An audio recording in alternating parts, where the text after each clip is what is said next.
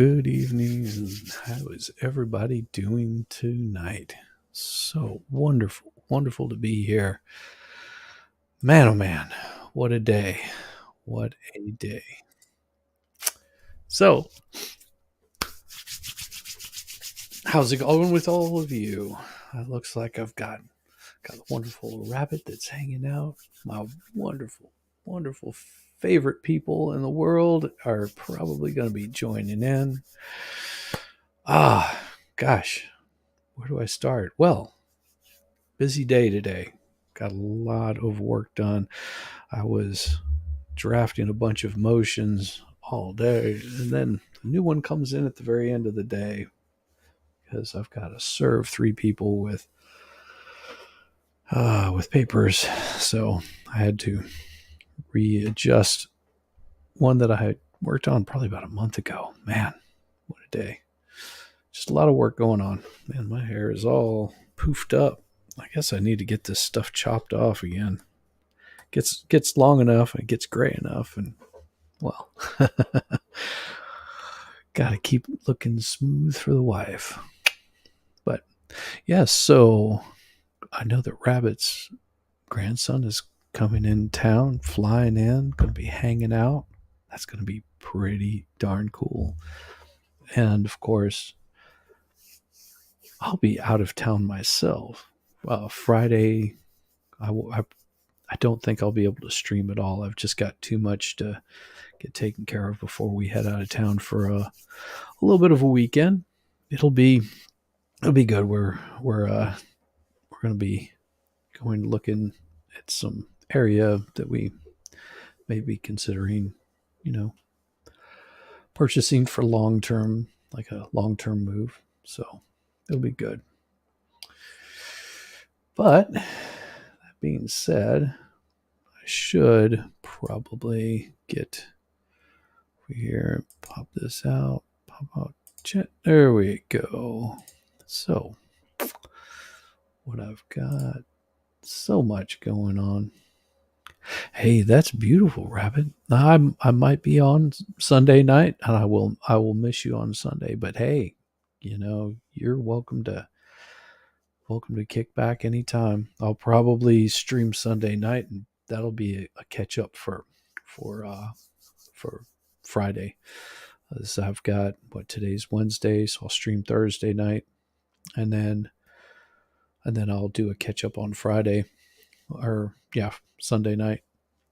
And sometime next week, I don't have a specific date yet. I'll be on with Talking Truths and Trash sometime next week. We've been bouncing back and forth, just trying to set up a time because she's not feeling well. Someone got her sick, so we don't want to. She wants to be good to go for it, which I respect that. I told her, please, YouTube is not as important as your health, so please take care of yourself. I don't want to see anybody get sick over little old me. Really, I'm all right. I'll be just fine. And I've got all pretty much all next week. And if I miss out on doing my regular nightly stream, I'll be on over there, and I'll announce it whenever it's going to happen. We'll see. I just want to make sure that she's all good and healthy. But I'll miss you tomorrow night, Rabbit, but that's absolutely fine. You can watch it on the replay like sometime Monday or Tuesday. It's absolutely fine. But let's go ahead and get this show sort of kicked off, and we'll see where it goes. But we'll get this particular one coming up. I think I've got it queued in the right spot. Yeah, it looks like I may. So let's see what we've got. All right, I think we're ready to go on a record on Mark Jensen, 2002 CF 314. Yeah, It's January 18, 2023, Wednesday. Let's have the appearances, please. The state appears by Carly McNeil, Deputy District Attorney, and Special Prosecutor Robert Jamboys, and then Public Service Special Prosecutor Beverly Jamboys. Attorney Bridget Krause, Jeremy Perry, Mackenzie Runner appear on behalf of Mr. Mark Jensen, who appears in person. Good morning. Good morning. All right, the jury's back in the courtroom. Thank you for coming on time. Again, ladies and gentlemen, we're going to continue with the state's case. And for the record, Kelly Brooks is still on the stand and still under oath. Can you come up, ma'am, and take your seat up here?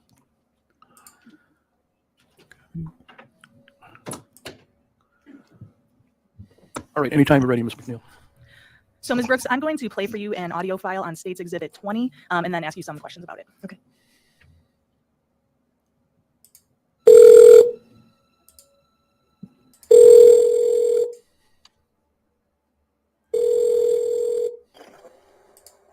Hello, this is a collect call from the recording. Sometimes it's from the commercial campus trial facility. To accept charges, press 0. To obtain, this call is subject to monitoring and recording. Thank you for using Global Tel Links. Hello. So for the record, that was the first 36 seconds. And now moving to the time period of 0630.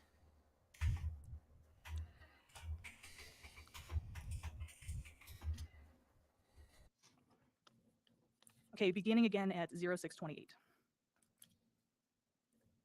It was nothing but a freaking headache, 20 hours a day for you, and you spent no time with us, ever. Right, and that's what you find is focus issue here. That was what it was. I worked my tail. So I paused it at 0638. Did you hear the voices in this recording? Yes. And did you recognize your voice? Yes. And then who's the other voice on the recording? Mark Jensen. All right, so now continuing. Well, you made money, but you didn't have any life, so I just want to have some fun. Sell the book, sell the movie, move to Colorado, or wherever we decide we want to live. That's going to be the question. Where do we want to live?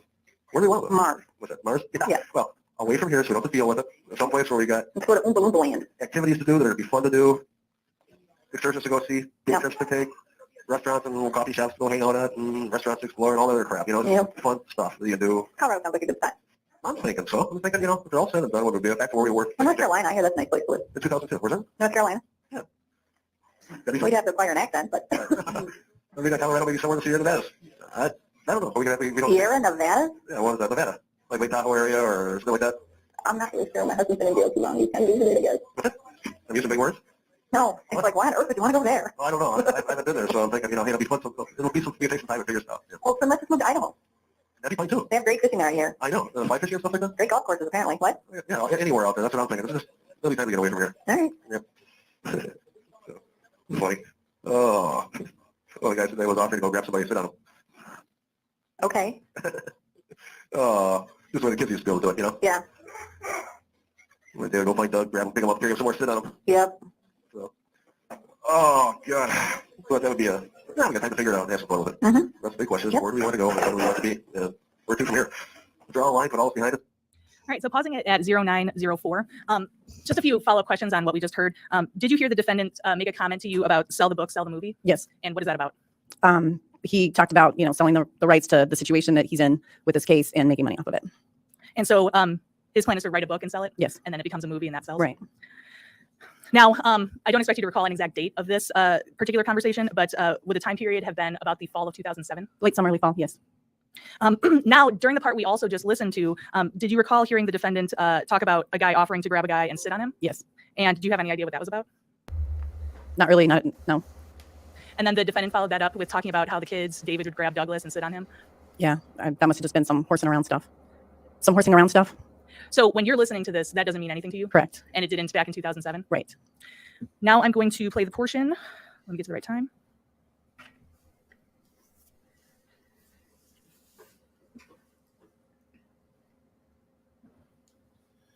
So this would be starting at 11:51. Let's see, money-wise, how was everything? Fine, I guess. I just have to remember to pay the bills. Bills? Oh, shit. I forgot to pay on my credit card. Oh, really? Got stock of the late fee and the interest charge. I was like, son of a bitch. Okay. Because it just happened, just at the right time where it was just the last thing on my mind. And I don't get paper statements anymore from anything. Gotcha. So I have to remember to go out there. And I went out there the day the next statement was cutting off. Right. Made the payment. Well, I didn't cut it. Gotcha. But, it's taken care of. But no, Okay. other than that, we're fine. Okay. That's why I have so many things set up on auto pay. Because I just don't need that asshole. Oh, let's see, there was something. Okay. So what's it? So something I think I want to have my folks take care of. Mm-hmm. I might have you get somebody just a little bit. And I'll explain that to you. Okay. Okay? Not right now. Okay. Okay? We'll see. I'll figure it out. Okay. Other than that, I don't know anything more about that at this point, so. Have to do something in there? What's that? Does it have to do with something in there? Oh, no. No. Yeah, no. Okay. Yeah, no. All right, okay. Yeah, that's all. How much? Oh, I do like 500, Okay. maybe twice, and that would be it. And I'm not sure if I want to do that or not, but, Okay. and I know I'm not giving you any answer at all. No, well, but I understand. I'll just, probably better to have this part of the conversation now and the other part of it later or something like that. Okay. We'll figure it out, but All right. definitely want to, I don't know. We'll see. You're in jail. You have 1 minute left. It's all Yeah, going to get be cut off again. recorded. All right. Okay, don't worry about that. It's just the, because I want to give you a heads up or something like that with that. Okay, love you. Everything else good? Good. Everything's fine. All right, stopping it at 14:55. So for that portion of the conversation, So very nonchalant. That might be because, he thinks maybe he feels confident. I don't know. To me, it sounded like someone talking from the office, not necessarily from jail, which I assume he's in jail at this point. it starts out with the defendant asking you about finances, correct? Yes. And that's when you talked about missing a bill or something Right. like that. And then he references something that he wants his folks to take care of. Right. Is that referring to his parents? Yes. And then he talks about giving his parents money. Did you Yes. hear that? Yes, I did hear that. And what amount did he want you to give his parents, based on what you heard? Based on what I heard, it was going to equal $1,000 And he said 500 twice. twice. Yes. Okay, not very straightforward. Right. Did you have any idea what he was talking about? No, but in the moment I was like, what is this? This is sketchy. His parents don't need money. So And were you at that time in a financial position to be giving anyone $1,000? no. And then towards the end of that conversation, did you hear the defendant say something like having this part of the conversation now and the other part later? Yes. So not telling you the whole story now? Correct. Or ever? Right. So this is State's Exhibit 20. I would move that into evidence. All right, we'll let the cross finish. Okay, so I just have a few sort of wrap-up questions. So yesterday I had asked you a question, and this is going back now till towards the end of October 1998. I had asked you a question about the trip you took to Chicago with the defendant. Okay. And so I asked you if you went to Morton's Steakhouse. Okay. And so do you recall whether or not you went? I don't recall if I went there. I'm sure we went to a nice restaurant. I just don't recall if it was actually Morton's. And so would looking at a prior transcript refresh your recollection? Sure. Yeah. All right, so I'm referring to 12208, page 141, right in the middle of that page.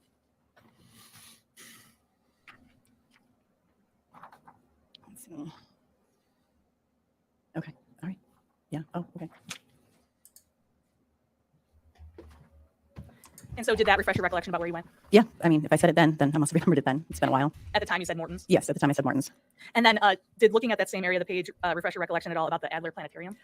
Yeah. I've never been to the Adler Planetarium, but we did go to the aquarium that was right next to it. So maybe I just misspoke there. In Chicago? Yes. Yeah. They're right next to each other. All right, so one other thing that I'd like to clarify, you were asked some questions about going into 1999, January, February of that year. So I just want to clarify, when did you actually move to Wisconsin where you were living in Wisconsin? March is when I moved all my stuff into the apartment. And at that time, you were not living with the defendant, Correct. But were you going over to his home? Yeah. I would come up and visit And on weekends and yes. Well, you were in Wisconsin. Yeah. Yeah. Well, when are we talking? In January and February? No, I'm sorry. After you moved to Wisconsin? Okay. So I think you said that was end of March, early April. Right. So during that time period, Mhm. you are living in your own apartment. Yes. But are you visiting the defendant at his home? Yes. And is he visiting you at your apartment? Occasionally, but most of the time we spent at the house. So then during this time period, were you in a sexual relationship with the defendant? Yes. And so that was pretty much continuous from January all the way on? Yes. And so during that period of time, were you the defendant's girlfriend? Yes. You believed yourself to be? Yes.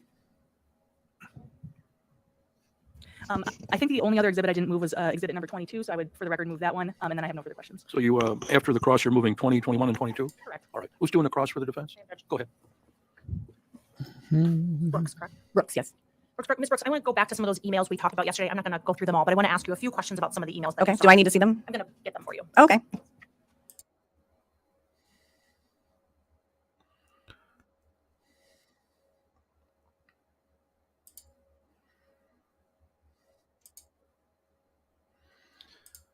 Oh, what the heck? Let me get. There we go. There we go. Let's go full screen with that. Ah, it's muted. Doggone it. 28.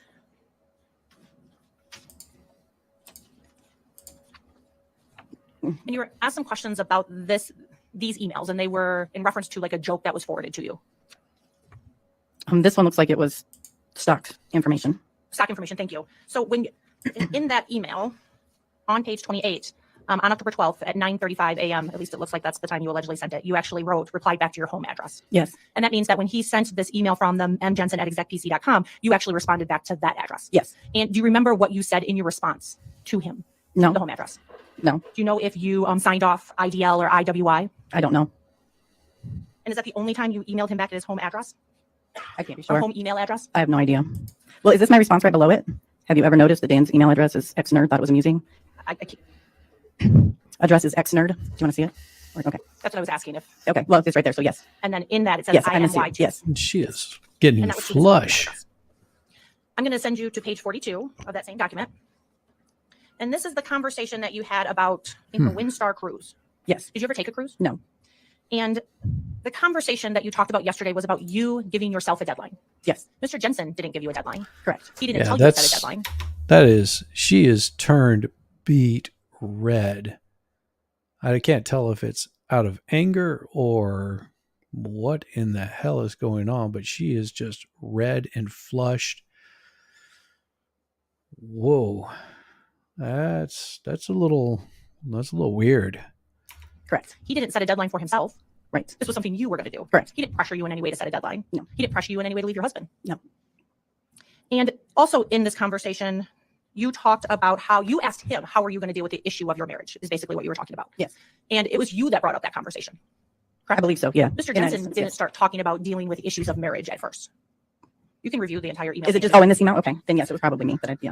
And you Man. said that he was being an evasive little shit. I think those are the words that Yeah. you used. And he Yes. said, I'm not. What do you want to know? Yes. And it was after that comment by you that he said he actually had a conversation with his wife. Yes. It was this whole ticket punched conversation. Right. And you understood that to mean that he had spoken to his wife. Yes. About their marriage. Yes. And what was going to happen with their marriage. Right. And it was during this conversation that he found out his wife didn't love him anymore. Yes. And he found out that they were both there at that point for the sake of the children. Yes.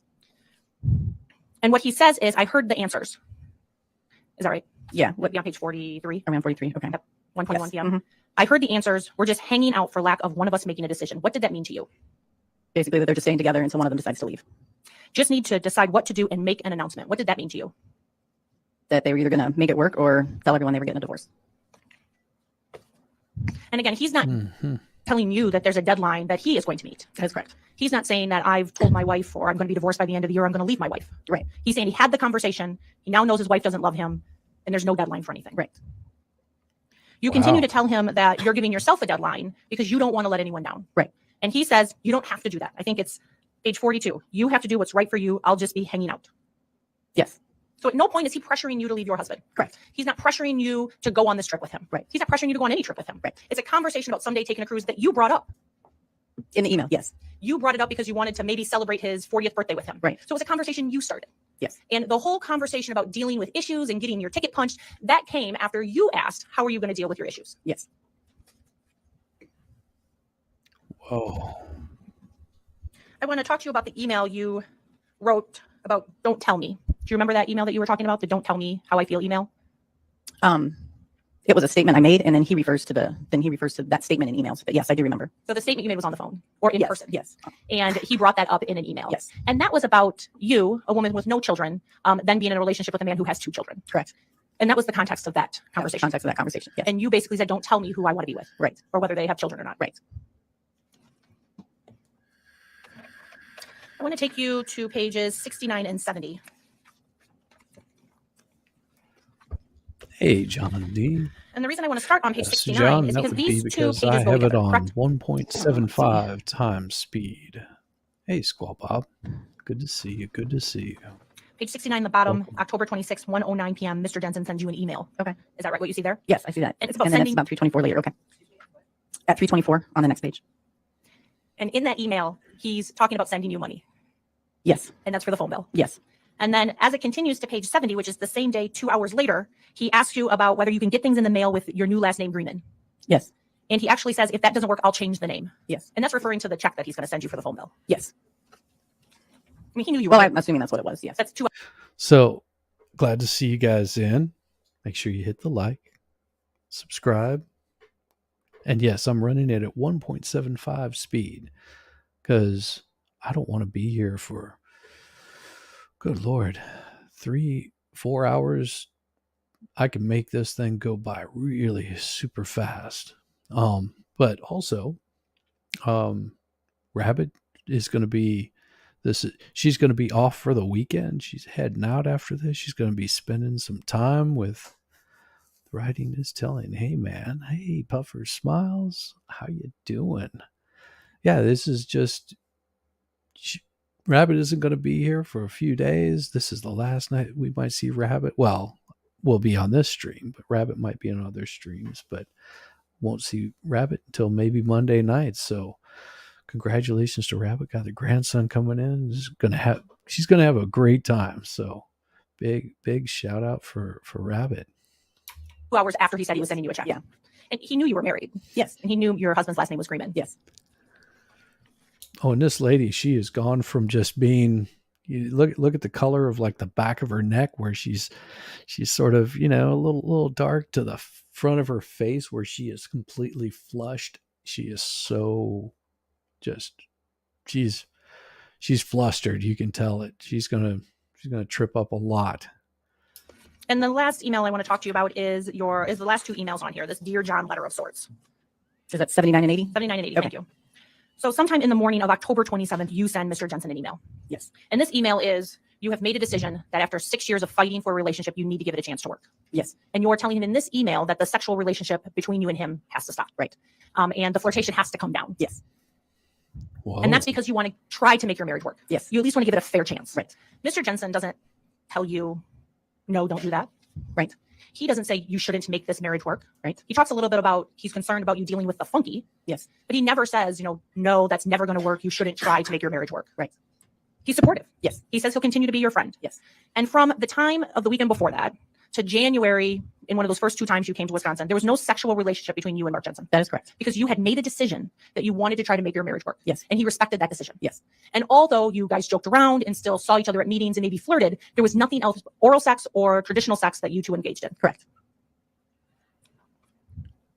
Well, didn't Bill Clinton say And he never oral pressured you sex to is change your not mind. No. sex?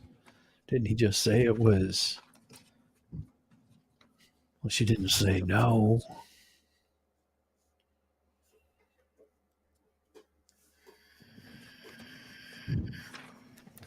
All right, so I'm not going Rabbit's to ask you any more awesome. questions about emails, so I'm going to take that back from you so you don't have to have it up there with you. Rabbit is awesome.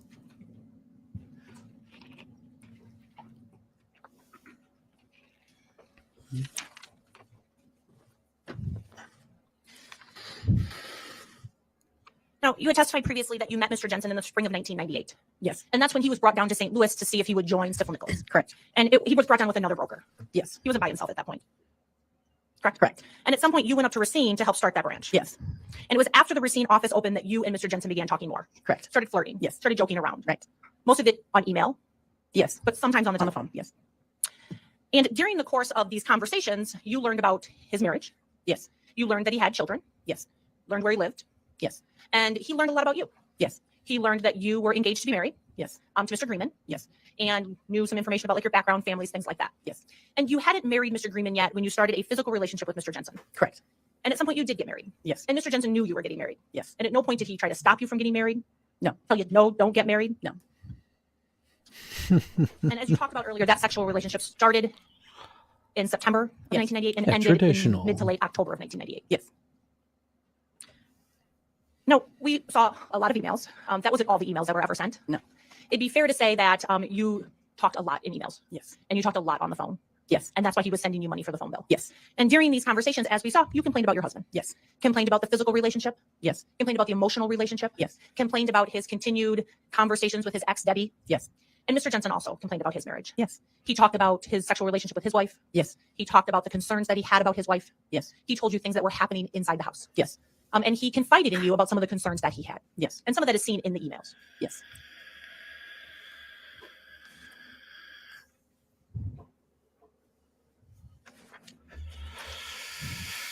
Now, you married your husband in September of 1998, and you said that that marriage ended sometime in January of 1999. The marriage ended. Yeah. The divorce didn't happen, but yes. Divorce didn't happen until March of 99. But for you, the marriage ended in January of 1999. Yes. Now, you had learned, I think you had testified yesterday on December 4th that Miss Jensen had passed away. Yes. And you had had conversations with Mr. Jensen after that. Yes. He had talked to you about the fact that his wife had passed away. Yes. And there was a wake. Yes. In December of 1998, he didn't pressure you to leave your husband. No. He didn't tell you that it's time to get divorced and head to Wisconsin. No. Never had that conversation with you. No. He understood you were trying to make your marriage work. Yes. And he was being a friend and not pressuring you in any way to end that marriage. Right. In January of 1999, that marriage ended. I think you said that you and your husband had a big fight. Yes. And that was it for you. Yes. You were done. Yes. And it was at that point that you contacted Mr. Jensen and let him know that you were leaving your husband. Yes. And it was only after that that you visited Wisconsin for the first time. Yes. And spent the weekend at the Jensen home. Yes. You continued to work for very agreeable. Nicholas until I think you said March of Get him to say 1999. yes. I think I left there in February, sometime in February or March. And then Might have you, been March. and then you moved to Wisconsin. Yes. At some point, you got a job at Abbott Laboratories. Yes. You didn't ever live in the home that Mr. Jensen shared with his wife in Kenosha. No. In fact, you lived in a different home at the end of 1999. Yes. So I want to talk to you a little bit about this blueprint meeting in November of 1998. You testified that you had gone to that meeting, basically put it together. Yes. That was your job. Yes. As the executive assistant for the man who was in charge of all the brokers. Yes. And your husband stayed at the hotel with you? Yes.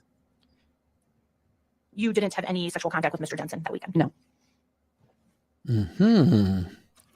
Now, you were married to Mr. Jensen for 5 years? 4 to 5 years? 4 to 5 years, yeah. And you had known him since 1998?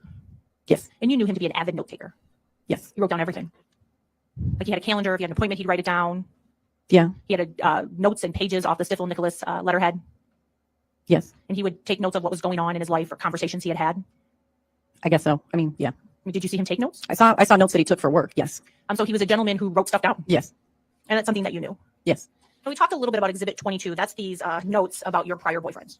Yes. And the notes, I'm going to show them to you. I'm not going to publish them. Why the long face, Mr. Jensen? Why the long face? Those notes are about boyfriends that you had. Right? Yes. And it appears to be your husband's ex-husband's handwriting. Yes. And this is information that you provided to him. Yes. And this was information you provided to him after 1990. Yes. Just asked if this was prevent information. Just give it to her. Get back on your microphone, woman. There is a note. Come on. Okay. I'm going to show you a note. And can you tell me if that's Mr. Jensen's handwriting? Yes. And at the bottom of that note, there's a note about a Mr. That's not his name. That's where we work together. So is it Don? Yeah. Don. And then you work Yeah. with him. Yes. And it's a note about whatever information you provided to Mr. Jensen about the relationship. Yes. The sexual relationship. Yes. And above that note, there is a note about the Greenleaf Grill. Yes. Have you ever been to the Greenleaf Grill? Green. I don't recall ever being here. No. Do you remember if that's a location close to Abbott Laboratories? Based on the information there, it might be. Did you ever do happy hours or meetings with fellow coworkers after work? I don't remember if I did, but I might have. And if you had done that at somewhere like the Greenleaf Grill, that would have been after you Yes. and after you started working for Abbott Laboratories. Yes. Do you remember when you started working for Abbott Laboratories? I think in 2000, maybe late 99. When we looked at all of those emails yesterday, there was no conversations in those emails between you and Mr. Jensen about any prior boyfriend. Right. The conversations were about your husband. Yes. Okay. Now, these notes that Mr. Jensen took about your past boyfriends, he got the names of the prior boyfriends from you. Yes. And he asked you questions. Yes. And you answered those questions. Yes. You didn't tell him you didn't want to answer the questions. Oh no, I did tell him that. Okay. And he asked you again. Yes. And so then you told him. After some unpleasant conversations. Yes. Because it's a weird thing to talk about. Yes. And sometimes it's really weird to talk about a prior boyfriend. Yes. Or a prior, maybe not a boyfriend. Mhm. Right? Mhm. It's like Yes. a weird thing to talk about even with your spouse. Yes. I think so. I agree. Would be weird.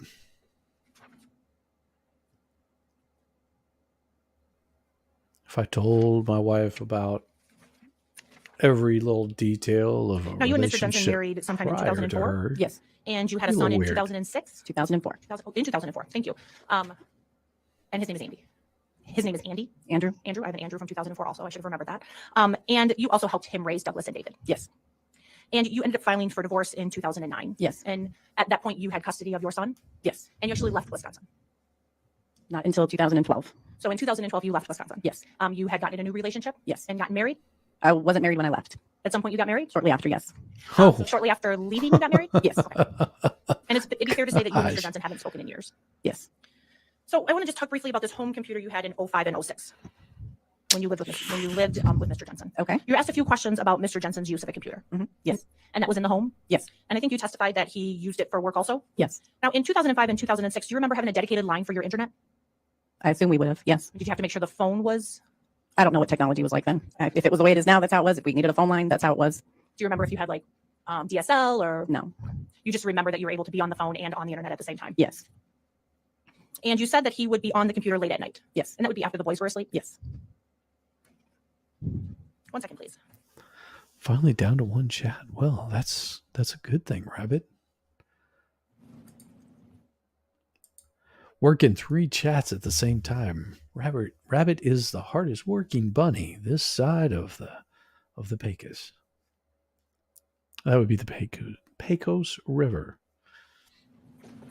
Last questions. You heard that phone call from 2007? Yes. About sending his parents money? Yes. You never sent his parents any money? No. Thank you. Nothing further. Yeah, redirect. Just a few clarifications. Just for clarification.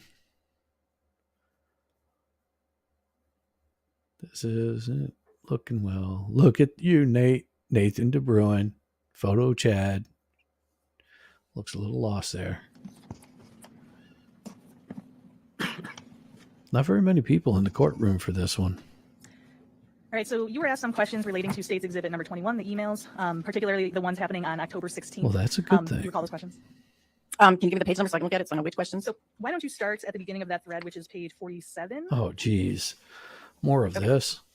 And so the way this whole conversation started, the conversation that turned into end of the year deadline, that sort of thing, was with him saying, let's run off somewhere. Do you see that on October 16th, 1998, 9:21 a.m., page 47? Yes. So his email is, hey, want to run off somewhere? I do love you. Yes. Okay. So he's the one who's bringing up the idea of running off somewhere and taking this cruise. Okay. Yes. In this email. Yes. Yes. In this email. Yes. And if that's at all realistic, you say that we have to deal with our details, Yes. our spouses, essentially, right? Yes. And that's how that conversation turned, correct? Yes. And it's true that during the course of all these emails that we looked at, he never brings up the idea of divorce, right? Correct.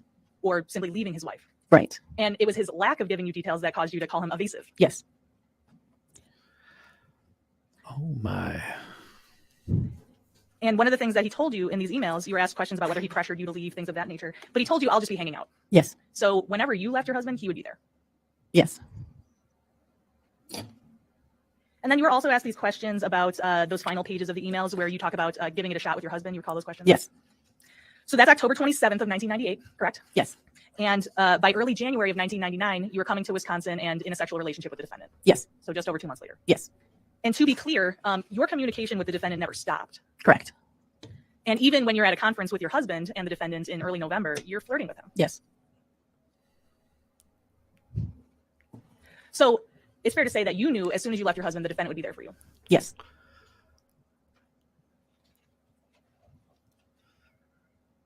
So just a timeline question let me ask you this. When did you actually move into the same home as the defendant in Wisconsin? I believe it was right before Thanksgiving of 99. And that was not the Pleasant Prairie home. That is correct. Hmm. All right. And then you were asked these questions about Exhibit 22, which is all those notes in your husband's handwriting, correct? Yes. Yes. And you were asked about your husband being a note taker. You recall that? Yes. But you didn't know he was taking these notes. No, I did not. And even without knowing that, you did not want to engage in these conversations? Correct. Did it cause conflict between you and the defendant? Yes. And you Notice described that she's not as we would ready get as she into was a minute pretty ago. good fights. She's And I would be at work when we would down. start on messaging is when we would ask the questions, and I would balk at them and not want to answer them, and we'd get into it, and it would even last for days. I mean, I'd go home and we'd fight about it, and then ultimately I would just give the information. So this questioning was repeated. Yes. And it started even at the beginning of your relationship, correct? In the fall of 1998? Yes, just much more high level and not as detailed. And that's what you mean by high level. It means not digging into Not, yeah, just, I don't know, just very vague. Now, I believe you testified yesterday that you did tell the defendant about your encounter with John Jock Joseph in the fall of 1998. Is that accurate? Yes. And so what helps you remember that you told the defendant about this man and about his penis in the fall of 1998? Oh, we're back on the penis. I had a thing. memory of when we were at Blueprint. As everything was getting started, they had a restaurant there, and Mark and I went to lunch, and Jock Joseph was there eating lunch. Well, did And they I said, "Oh, there's serve? Jock Joseph," and Hey, he Nando's recognized me, like, "Oh, that's the man guy." And so we had that Good to conversation, see you. and that's how I remembered I had to have told him prior to that. And you think the prior incident with this man had been the year prior? At the previous branch managers meeting, whenever that was, yes, which must have been a year before. But did they serve penises? Maybe. Yes? No?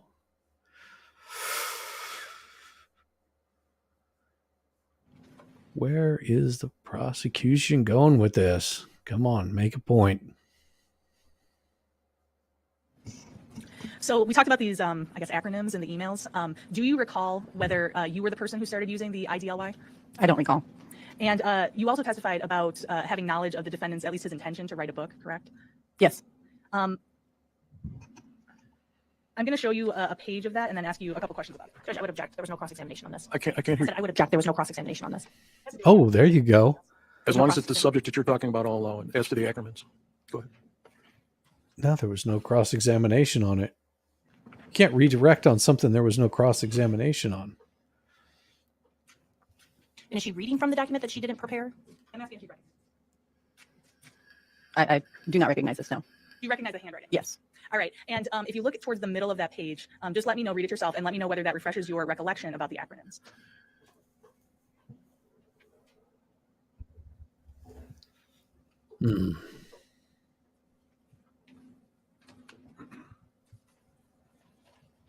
I recognize the reference, yes.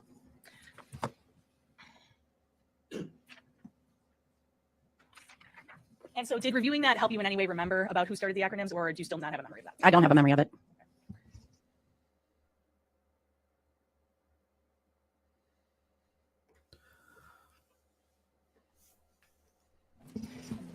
Okay, I have nothing further. Thank you. Any recross? Just briefly, going back to that October 16th email chain between you and Mr. Jensen.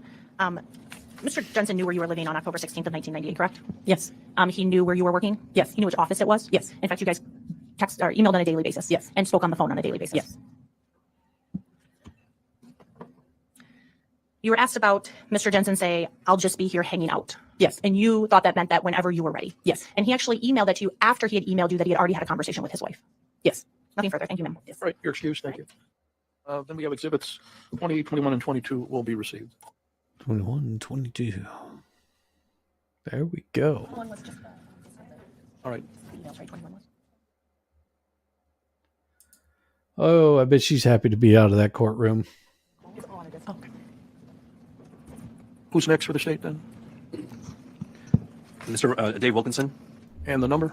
Let me grab the number. 73. Thank you. Come on, let's get Dave. Got you. I do think you can have a seat. Get as close as you can to the little microphone. Spell your first and last name for the court reporter. David Wilkinson, DAVID WILKINSON. Thank you. Who's going to ask the questions? I am, Your Go Honor. ahead, Mr. Jambo. Thank you. Damn So, it, Mr. Wilkinson, Bobby. On December 3rd, 1998, by whom were you employed? The Village of Pleasant Prairie. In what capacity? At the time, I was a panic call firefighter EMT. I'm sorry, I didn't understand you. The Village of Pleasant Prairie, and as a firefighter EMT. Do you recall being called to go to any location on that date and time? On that date? I was called to a resident, I believe, on Lakeshore Drive. I believe it was about the 9,000 block for a person that was pulseless and non-breathing. And do you remember when you received the phone call or when you received that call? I'm sorry, excuse me. Tell me how were you notified that you were to go? We were notified from the Pinnash County Joint Services who set off our pagers and our tones in our station. The tones inside the station, the tone alerters. So you were at the station house at the time, I was not. I was actually at my own private residence. but your pager went off? It did, sir. And so how do you respond to the pager going off? What does the pager tell you when it goes off? At the time, Oh, we don't care. She's dead. Come on. We all know that she died. Does that refresh your recollection as to the precise time that you received this call? yeah, whatever Ah, was made jeez. and put on paper during the call also. So this report was prepared immediately after the incident had occurred. That's correct. And at the time that you prepared this report, you endeavored to ensure that the contents of the report are accurate and reflect what actually occurred. Yes, sir. And it's done when the matters are still fresh in your mind. Absolutely. So this indicates that you were at the location at 4:35 p.m. Correct. Military time is 16:35. That's correct. Now, All right, we got a timeline that you showed up. in terms of the assessment and narrative, that information was derived from the defendant. Is that true? That is correct. And then in the narrative, that's your typing. You type that. The type narrative on the following pages. Is that what you're saying? I'm looking at the narrative where it says just above Call 0000952, location, it says PNB, female, narrative. dispatch, That was all is in type language. possible. Did you type that? 1 second. No, Ryan Holm typed that one. Was that based upon yours and his observations at the scene? It was. Hello, Darth. How you doing? Judge, How you may you object to this being up on doing? the screen if it's not Mr. Wilkinson's report. I'm not sure it should be shown to the jury and just ask questions. I mean, he's asking him to review it himself, Don't but it's you up on the worry screen. about it. Don't you Let's just worry take it down about for it. now, Mr. Jambo. Thank you. Have you read it now, sir? Or are you still reading it? I have. Now, looking at the narrative, does that refresh your recollection as to your call to the scene? It does. And does that narrative accurately describe or reflect your findings at arriving upon the scene? It does, and it concurs with what I stated on the following page, which is 000950. So it indicates you recalled the location for a PNB female. Can you tell us what a PNB female is? PNB is an abbreviation for pulseless, non-breather. And then Is female that- relating to the gender. The female is the gender of the patient. And dispatch stated there was a possible F frank. What's an F frank? Fatality, which means somebody that they believe is not going to be able to be resuscitated. No, it describes that you found her lying face down Oh, on the bed. that's Is that accurate? awesome. That is correct. There was rigidity and pulling of blood in the face and left side. That's correct. Now tell us what you mean by rigidity. What is the technical term for this rigidity that you found? The technical term would be rigor mortis. So rigor mortis was present at the time of your arrival, That is correct. and rigor mortis is the fact that rigor mortis was present reflects what in your training as an EMT? My training experience tells me that that patient has been down for a considerable amount of time, in excess of 30 minutes, which is beyond help in us having the ability to use a resuscitation on that patient. When you say down, you mean dead? That is correct, sir. I'm Strambo. I've been told Hello, the jury needs a cool break, so I think we frog. can stop at this point. Go ahead and take 10 minutes, folks, okay? So they're going to take a 10-minute break, and we're going to speed it past all of that because why waste time? Now, I would assume today, because it's so much shorter, that Cardiogram, what did it reveal? Electrocardiogram that they revealed, finished up without early. systole, which means no electrical activity in the heart. Which is also indicative of death. That is correct. And this is the manner in which you confirmed that she was dead? That is correct. Mhm. You never attempted it? You never made any resuscitative efforts? That is correct. No attempts were made for resuscitation. No chest compressions or anything of that sort? No chest compressions. No attempts of doing any rescue breathing. So after you determined, Rescue breathing. so after the EKG registered nothing, what did you do next? We placed her approximately back into the position that we found her. We disconnected the cables as we did that from the electrodes, and I believe we left the electrodes in place. Mhm. Now, when you first arrived at the scene, did anybody direct you to the location of Julie Jensen? Or do you recall? I cannot recall who brought us to her. That's been 25 years. I don't remember. I would direct your attention to the last page of, I think that it was exhibit S24. What's the exhibit number in front of that? Oh, So yeah. what's the exhibit number on the front page of that document? S24. So directing your attention to the last page of S24, I'd ask you to read that to yourself. It states that the husband brought us to the patient.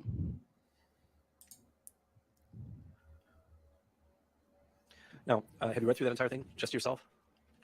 Yes, And is that your report that you prepared shortly after this incident occurred? it is. And at the time that you prepared this report, these matters were still fresh in your mind, It was. and you endeavored to ensure there was accurate information that you placed in this report? I did. Now that you've read that report, does that refresh your recollection as to additional details concerning your response to this incident? It does. Okay. Now, when you entered the bedroom, the rear bedroom, first of all, who directed you to the rear bedroom? The patient's husband. And did he make any statement to you? Doggone it. He stated that his wife was taking a sleeping pill and an antidepressant. There And we when you go. entered the room, how did you find Julie Jensen? She was lying on her left side, covered in blankets, in what we call a semi-fetal position, meaning her knees were slightly bent. Did you make any notice? Did you notice anything else about the room when you entered? It's all right. Judge, I guess I'm wondering if the witness is testifying from his memory or testifying from the document, since it looks like he's still looking at the document. He keeps refreshing himself. He can do that if you want to keep refreshing. Yeah, that's fine. I just am trying to figure out if we're going to find out if he's actually testifying from the document or from his memory. We'll find out. When you entered the room, did you notice anything else about the room? The only other thing I noticed in the room was that the phone was off hook and making that classic sound that a phone that's off hook makes. Did you put the phone back on the hook again? I did.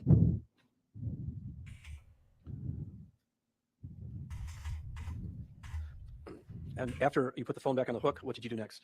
That's when I started doing my patient assessment. I found the pooling of the blood on the left side and found her being stiff at that time. Did you do any, Stiff. and at that time, did you remove the covers from her? I did to perform that assessment. And when you felt the arm, what were your observations of the arm? That it was cool and dry. And did it appear to be stiffened in rigor mortis? It did.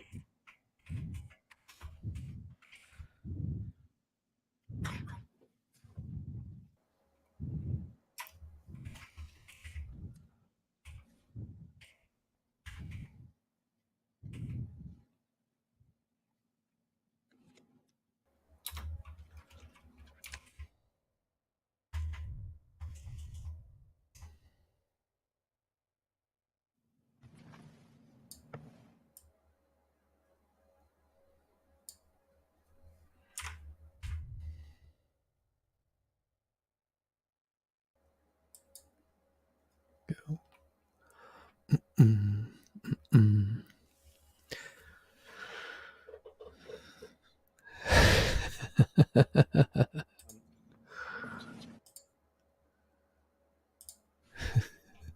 Mr. Wilkinson, I'm going to direct your. By the way, what's your rank now in the Pleasant Prairie Police the Fire Department? My current rank is Assistant Fire Chief.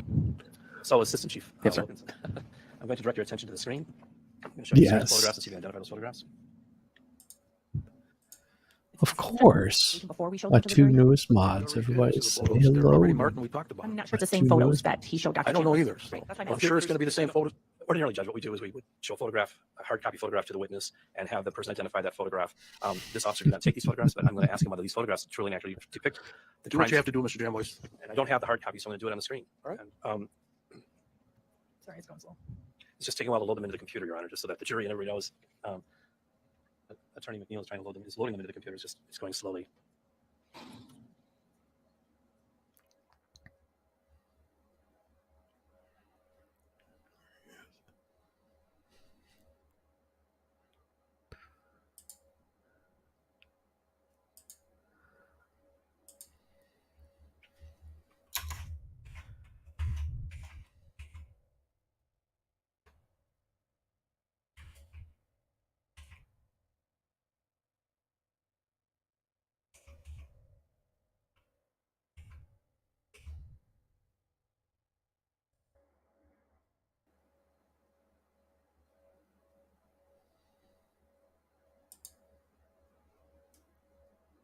All right. We did not know it was going to take this long to load these into the computer. We could have done this during the jury's break, I suppose.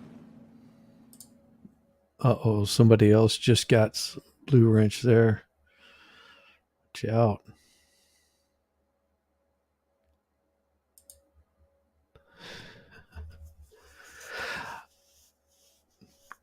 Damn it, Bobby. I just keep expecting him to say that. Of course, Attention I've to the got a screen. small uterus. Does that photograph truly and Read accurately through portray it. the condition of Julie Jensen when you first entered the room? Oh, It does. that's- The blankets were pulled a little bit more up would be as we arrived. So the blankets that are blankets here were pulled up over her, That is correct. and that's an accurate. Is that accurate depiction of Julie Jensen as she lay in her bed from the backside? It would be. All right, we're not going to show that. And now is that an accurate depiction of Julie Jensen from the backside with the covers pulled back? It is.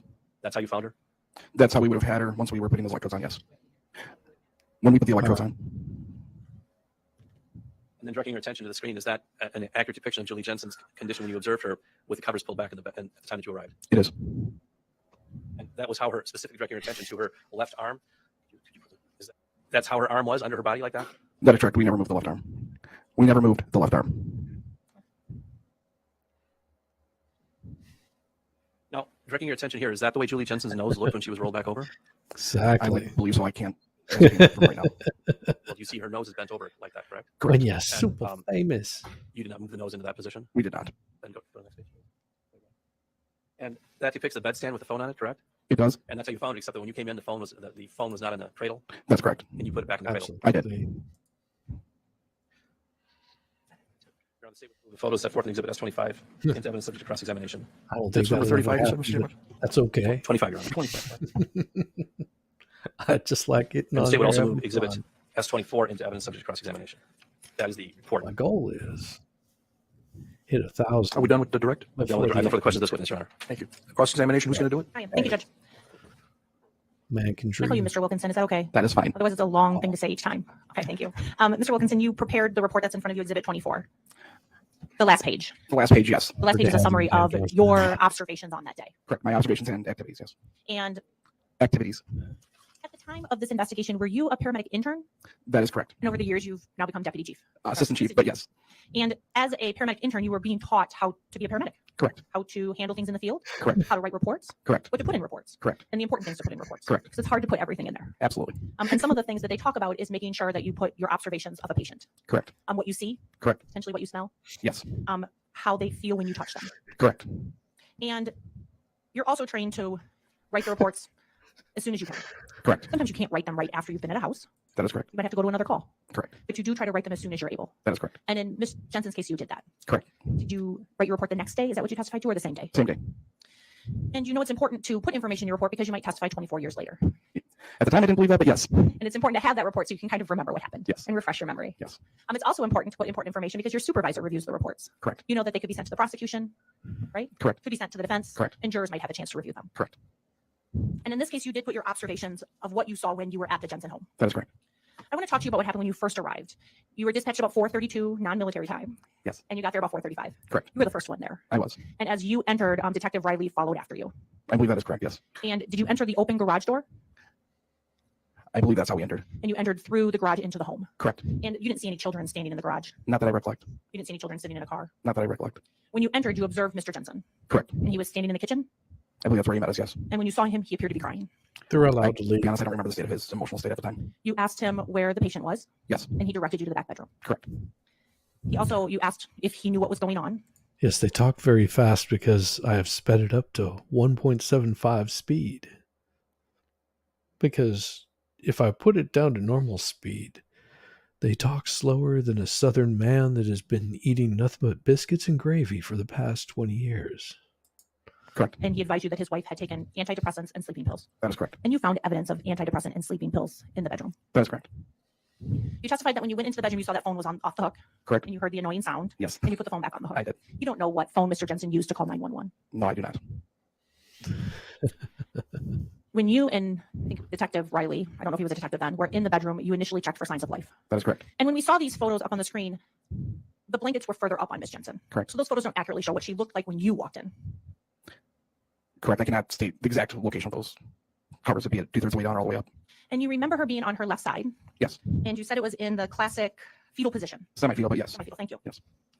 At some point, you had to move the blankets. Correct. Just to check her to see if you could feel a pulse. Correct. And you didn't feel a pulse. We did not. At some point, additional paramedics came. Correct. So you weren't by yourself or with just Detective Riley at that point. No, very shortly after I arrived, the ambulance arrived with the additional paramedics. And she was rolled further onto her left side. Correct.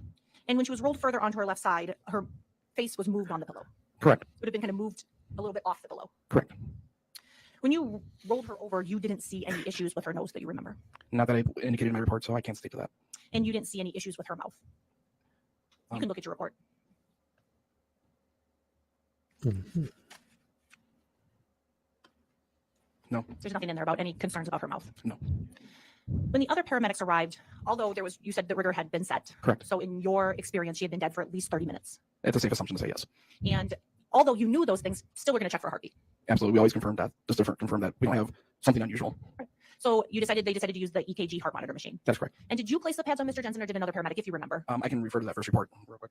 Thank you. Looking for a heartbeat. I was the one that placed the electrodes on. 2 hearts. And when we talk about placing the Beating electro is pads on, we're talking one. about 2 above Yeah. her chest. Correct. Usually right below the clavicle, kind of center midline on it. Center midline of her upper chest. Correct. And then 1 lower. Correct. And in order to put these EKG pads on her to connect to the machine, you had to roll her over to her left side. Correct. You had to pull up her shirt. Correct. And as we talked about, when you rolled her over, you would have removed her head from the pillow or her face from the pillow. Based on rigor mortis, it would have moved with the rest of the body. That is correct. Based on rigor mortis, it would have moved with the rest of the body. So based on rigor mortis, her face would have moved with the rest of her body, right? That would be safe. And it's possible that other appendages moved, Yes. like her arm. Yeah. So yeah. After you concluded with the heart monitor that there was no rhythm, what would you call that? Electrical activity or heart rhythm. There was no heart rhythm. The electrodes were removed and just the pads were kept on. Correct. The cables were removed and just the stickers or what we call the electrodes are left. And then she would have been rolled back over to the position that you believed her to be in before you put the monitors on. Correct. It'd be fair to say you didn't take a picture of her when you walked in. We did not. You got as close as to the original position as you could. Correct. Which included putting her face back in the pillow. Correct. It'd also be fair to say that taking photos at that point was the last thing you were thinking about. Correct. That's a PD function that'd be a PD function or police function that we don't worry about at the time of patient care. You're worried about the patient Exactly. to see if there's any way you can help the patient. Correct. So you're not taking pictures before or after you move the body. No. And after you had done the monitoring and determined that there was no heart arrhythmia, Rhythm. thank you, one day, you left Shortly after, yes. the bedroom. Yes. You don't know if there was any manipulation of the What body the hell? between the time you left and the time the photos were taken. That is correct.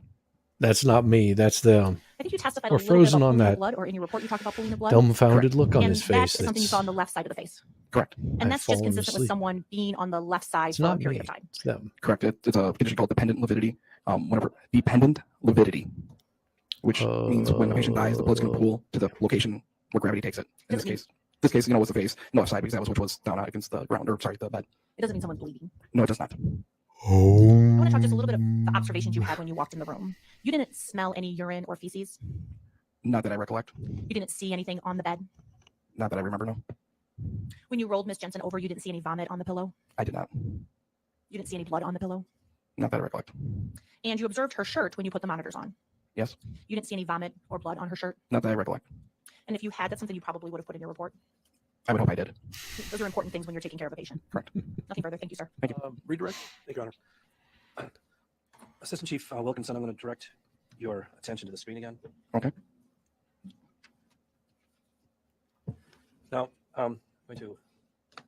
This photo is the depicted Julie as she appeared when you found her and pulled the covers back. Is that true? To the best of my recollection, yes. I'm pulling close up here. Is that one of the EKG pads? Yes, it is, sir. So this is a photo that was taken after you had attached the EKG pads. Correct. And then remove the EKG device. Correct. Once we remove the cables. Yes. Put her back in the position that you found her. Yes, sir. Now, when you first found her and before you attached the EKG pads, you indicated you rolled her over. Do you remember? Did you use the right shoulder as depicted here? Correct. And the right hip as depicted here. Were those the items you used or the parts you used to roll her over? Correct. We pushed against her right shoulder, rotating her body to give us access to the chest. And when you rotated her, did you rotate her all the way over onto her back or just sufficiently onto her side to attach the EKG pads? Just to the side. Just rolled her around. And then after you attached the pads and you ran the EKG, then you removed the EKG device? Correct. Leaving the pads in place? Correct. And putting her back in this position? Correct. And that position, in your estimation, is the position that you also found her in? Correct. Now, because of the rigor mortis, she would tend to go back into the same position anyway, correct? Because of the rigor mortis that was present? That is correct. And you indicated you found rigor mortis in, let me pull this up here.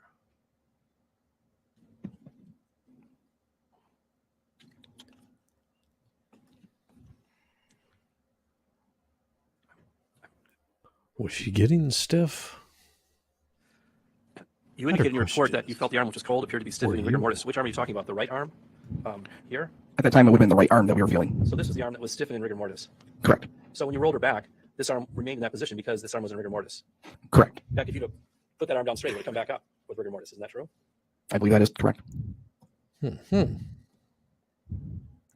Interesting. Nothing further on redirect. Recross. Yes, please. Thank you. The photo that you were just shown, you didn't take that photo. No, one of the police officers did. And you weren't in the room when that photo was taken. I was not. So when you were asked if that's the photo of her after you took the EKG monitors on, that would have been many minutes after. I cannot place a time on it. That's outside of my purview. Could have been an hour after. I can't say. You have no idea. Correct. You didn't take any photos. That is correct. And you weren't there when any photos were taken. Not to my recollection. I have nothing further. Thank you, sir. All right, your excuse. Thank you. Jerry, can See you bye. Let's get rid of Bobby. 24 and 25. Yes, Your Honor. Thank you. It should be with you. the thumb drive. Oh, it's right here. That's probably Skip. This looks like the minister. Standing, raise your right hand. I'll swear you. You solemnly swear the testimony is meant to be the truth. My name is Reverend Bob. As close as you can to the microphone. Spell your first and last name for the recorder. First name is Paul. Last name Ratzberg. That's RATZBURG. Thank you. Go ahead. Is it going to be Mr. Jambo or Ms. McNeil? It's going to be Mr. Chambers. No, he's an accountant. On December 3rd, 1998, how were you employed? I was a police officer with the Village of Pleasant Prairie. No, I was And- wrong. Could you move the Police microphone directly in officer. front of your face, please? That microphone right there, that small microphone. Put it right up your mouth because otherwise the recorder won't be able to hear you and possibly the jury won't be able to hear Looks you. like a friend of mine that's an So accountant. on December 3rd, except 1998, about by who were 200 you pounds employed? The heavier. Village of Pleasant Prairie Police Department. Okay, that microphone still needs to come closer. Well, there Is you go. that much better? That's better. Okay, I can hear myself. So thank you. So in what capacity were you employed by the Pleasant Prairie Police Department on December 3rd, 1998? A police officer. What was your rank? I was a lieutenant of detectives at that time. I'm sorry, sergeant of detectives. So you're a detective sergeant on December 3rd, 1998. That is correct, yes. And how long did you remain with the police department after December 3rd, 1998? I retired in 2012. And when you retired from the police department in 2012, what was your rank? I was a lieutenant of detectives. So detective lieutenant Yes. Ratzberg upon retirement? Well, it'd be lieutenant detective or detective lieutenant? Either way, sir. Okay. So detective lieutenant. Now, he still could be a preacher, John D. He could still be a preacher. He could be. You know, he did retire. Mm-hmm. Ratzberg, when did you respond to, or where did you respond on December 3rd, 1998 in the later afternoon hours? Approximately was after 4:30 at 9020 Lakeshore Drive. I responded to the Jensen residence. And is 9020 Lakeshore Drive located in the village of Pleasant Prairie, Kenosha County in the state of Wisconsin? Yes. And why were you dispatched to that location? I was notified that Julie Jensen had passed on and was dead. And when you heard this news, was the name Julie Jensen already familiar to you? Yes, it was. And how had Julie Jensen's name become familiar to you? Well, over the last, probably since 93 through her death in 98, I was keeping in touch with Officer Cosman, and I had personal contact with Julie Jensen a couple times. They had problems with finding pornographic pictures around the home. And this had been going on since. No, I never have any problems finding pornographic pictures around my home. ever. Just saying. Why were they having problems? Why would you call the police to find pornographic pictures around your home? Sounds a little suspicious to me. 92 in your 92 or 93, or you're not sure? 92 or 93, that would be my estimation.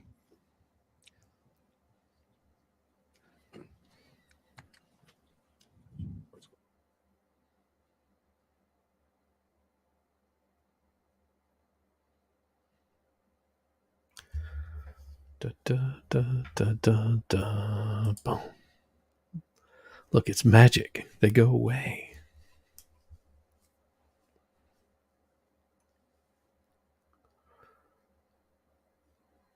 I feel like my head is in his crotch as he stands there, though.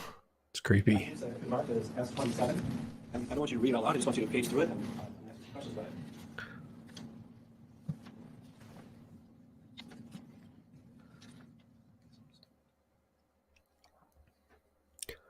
Dum dum dum.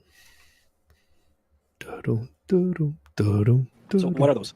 These are a copy of reports from the Pleasant Prairie Police Department starting in 1992. What specifically is the date? Oh my God! If they try to go through all these 1/27, reports one by 1992, one, January 27th, 1992. And what's the date of the last report? I am going to do The some last report would be skipping. 96, 12/18 of 96. So these reports go from January 27, 1992 through late December 1996. Correct. And those are a collection of reports from the Pleasant Prairie Police Department concerning incidents that had occurred at the Jensen residence? Correct.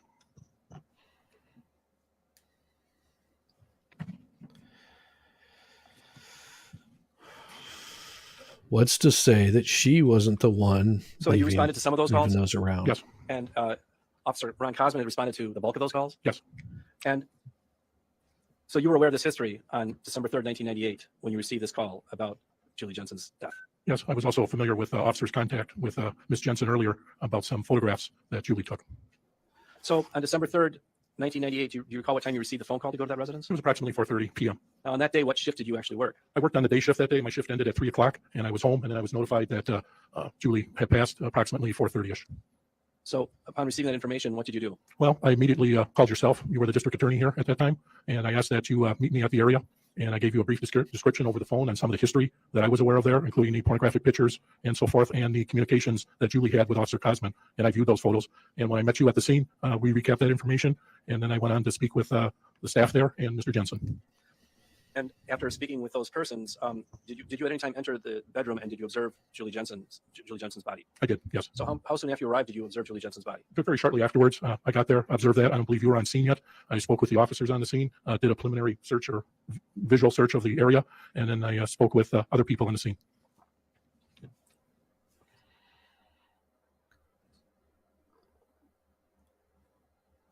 Won't say it ain't so.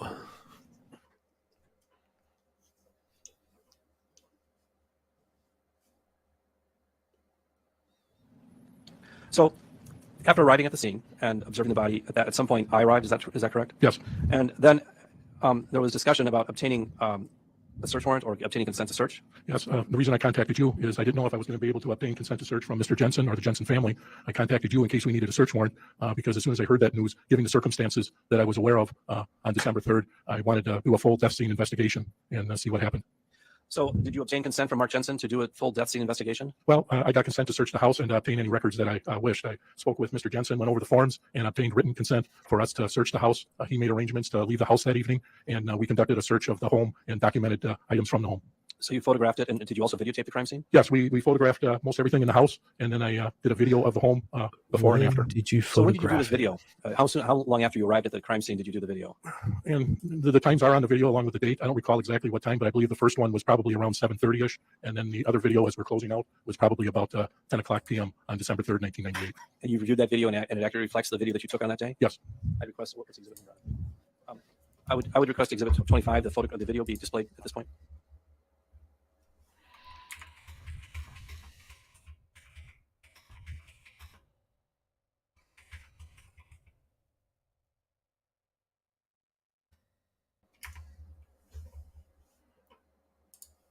Taken up outside the presence of a jury.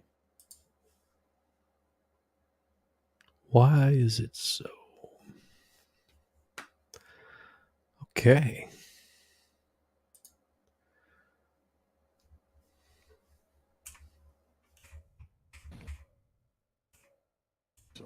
requested. Sure. The record should reflect the jury is outside the court. Go ahead, Mr. Thank you, Your Honor. So I just want to make this brief record as to why I requested Sure. the court's indulgence. As I was about to play the crime scene video, Mr. Perry advised me that they had an objection to some part of the oral statements that were being made by Detective Rasberg, Detective Sergeant Rasberg, as he was doing the video. I'd not heard about this objection before, and what they're saying is that apparently Detective Sergeant Rasberg, at some point in this audio portion of this video, made reference to voicemails that Julie had left for Officer Cosman. Which may be true, but it's okay for non-testimonial statements or for testimonial statements for that matter that are subject to cross-examination to be played to the jury. So I don't know what they were talking about. I know exactly what the reference is. I've watched this crime scene video. I never paid any attention to. I did pay attention, obviously, to what Detective Sergeant Rasberg was saying, but as I'm standing here right now, I don't have any recollection of what they're referring to. It seems to be the only way to find it is to play it right now outside the presence of the jury, so the court can see and hear what it is that defense counsel is objecting to. How long is the video? The video is 18 minutes long, and I don't know where it is in this It's thing. in the first part. It's not at the end of it. And the voicemails, I mean, the whole focus, right? You know, what we could do is the jury just told my bailiffs, we have to use the microphones. They're having some issues. So please sit down so you could use the microphones. I appreciate you standing, but keep that in mind. The jury, again, is saying there's some having issues with hearing. Go ahead, counsel. I'm sorry. Go ahead. That's fine. I mean, the focus in all the I have no pretrial problem litigation, hearing all the you. litigation has been on the letter, but not lost in it is that the voicemails to Officer Cosman were also deemed to be violation of the Confrontation Clause violation. And this court has made it very clear that those things aren't coming in. And I didn't realize, and what I quickly checked I is whether they're playing it with understand. audio, because there is this Yes. reference to these voicemails that has been the subject of what the Confrontation Clause violation was. And so in abundance of caution, I don't think it's at the end of the video. So I think if we watched for 10 minutes, we could find it. So let's just be clear as to what the court's ruling was. The court's ruling was that the letter and any other things that have been deemed Confrontation Clause violations would not be coming in. So the letter itself is not coming in, and the voice and testimony from Ron Cosman about the voicemails did not come in. We edited that out. However, the court did not rule that references to testimonial statements in non-testimonial statements Oh, are come admissible. on now. We just excluded them out of an abundance of caution. You're going to lose this the one. At least they The Supreme Court should. in Jensen 1 and the Wisconsin Court of Appeals in Jensen 2 have already ruled that all of the non-testimonial statements are admissible. Those include statements that Ted Boyd made concerning the letter and statements that other witnesses made about the letter. We just excluded them as an abundance of caution. That was not because the court ordered us to. You simply ordered that the letter was not coming in. And when you said the letter was not coming in, we also inferred, and I believe you intended, that the voicemails are not coming in. And they're not coming in. However, references to the letter in non-testimonial statements and references to the voicemails in non-testimonial statements are admissible. So if he references the voicemails in this video, that's not a problem. But I don't know if he starts talking about the content of the voicemails, that possibly could be. So that's what I don't know the answer to that until I play the video. So with that, Your Honor, what I propose is that we play the video now, and we get to the part that counsel is referring to, we can stop. I think that's a good suggestion. I think we would have already been done. I think we would have already been done with finding it if we just started it. Play the video? Yeah. Okay. Pleasant Prairie Police Department and Sergeant Riley of the Pleasant Prairie Police Department. We're here at the Jensen home, located at 9020 First Avenue. I'm in here in the hallway, showing outside. As you can see, the security officers are there. That is Officer Pelkey panning around, a pan of the living quarters with Sergeant Riley and Sergeant Hunter. We were called this afternoon for a death investigation. Now going down the hallway to the room. Sergeant Hunter. My phone is ringing as we're taping, and Sergeant Hunter will be answering the phone. I'm in the bedroom to scan everything. As you can see, there is a female body on the bed, which had been disturbed by the firefighters. This here is the nightstand next to it. You have to, my acrobatics here haven't been that well. I'm adjusting the camera here as I'm looking. I just wanted to focus in on some of the items that were found. And again, if this is one of these smaller cameras, a little hard to operate here. This is the bedroom. Also, now turned on the light to give you anything more that's necessary to see.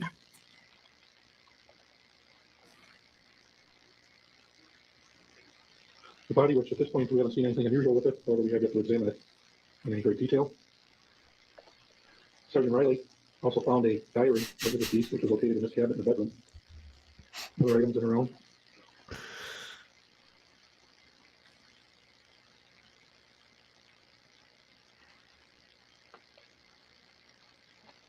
We're now entering the bathroom. The house is rather clean, well kept, nice home. I haven't noticed anything at this point. There was some remarks about the cloth that was still wet, and the shower area. Feel of the cloth here by me, Paul Restream, it feels damp. This one here, this feels dry, and this one also damp.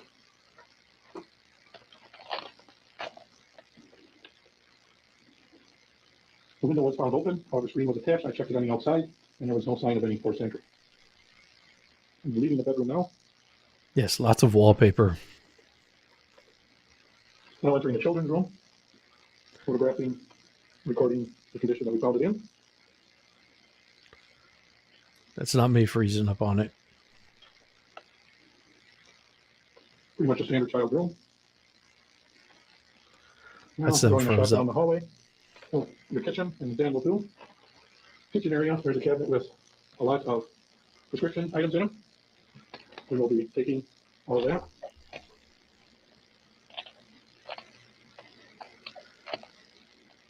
Also located this here. Inside the, it was open this up, there was one that found that two were missing on this. And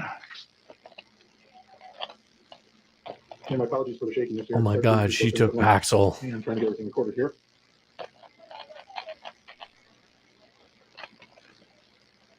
You notice there was macaroni and cheese in the bedroom, along here with the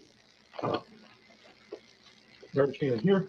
I would note that I think that macaroni and cheese might be somewhat older, maybe this morning or last night, but there is garbage on top of it, as you notice, along with an orange.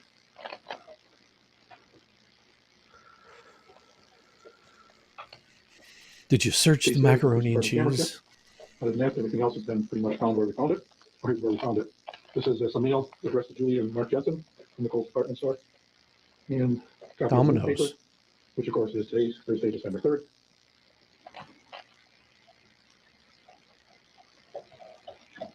And here in the living room, we'll be going over towards the bin and photographing items in there. Be turning off the light now to save on some juice here.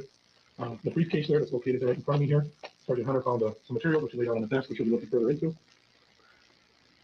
Look at that. Been going through the room. Dual monitors.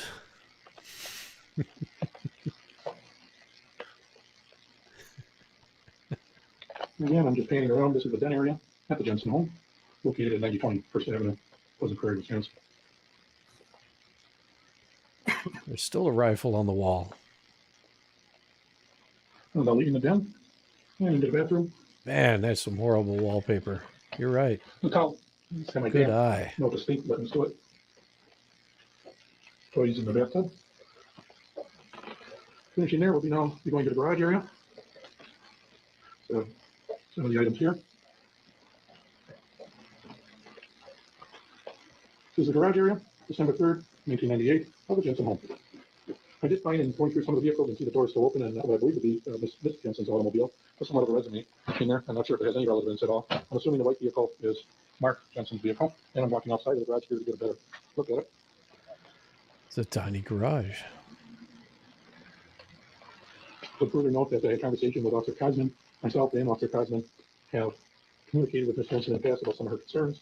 And he There's informed me the that part told her they want to that cut I out. told her that he keeps photos and videotapes in the garage on a shelf. I haven't been able to examine this area thoroughly yet, but I will, and if there's anything that I find, I will note. Again, the Jensen home, December 3rd, 1998, in the garage area. Uh-huh. Be turning on the light again, just a little more. Get some glare.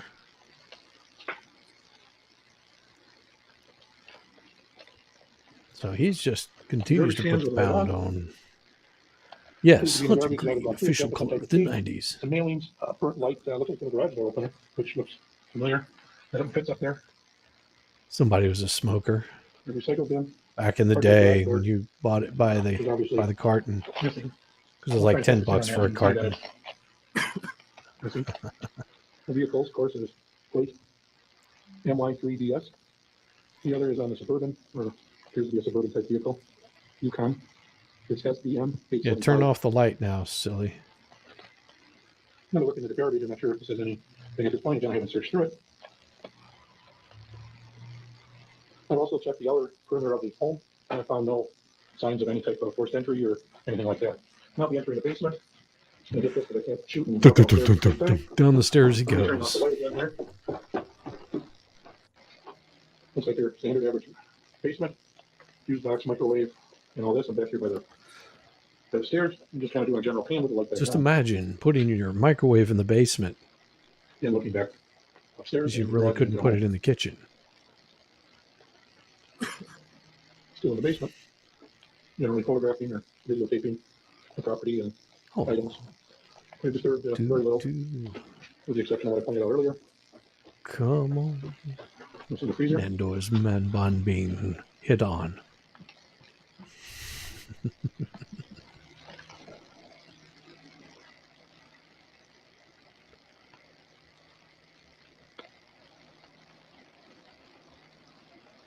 But blue does look good on you, Nando's man A bun. little low, but over here in the basement, there's a humidifier. Turn on the light here. Pretty much items in the basement. It's a horrible wood shop. So if you see my wood shop,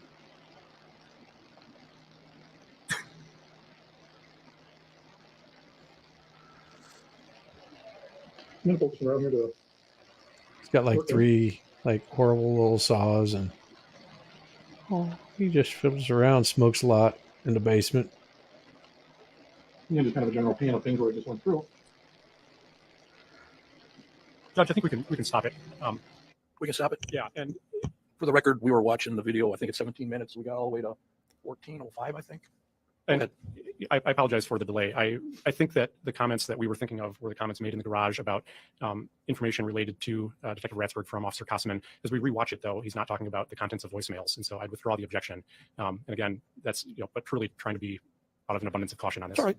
There you go. So we can call the jury back in then, Your Honor. We can bring the jury back and we can play it. The objection's been overruled. I'll tell them that and we'll play the video. Thank you. There you go. There was never an objection, but You should not watch it without the jury.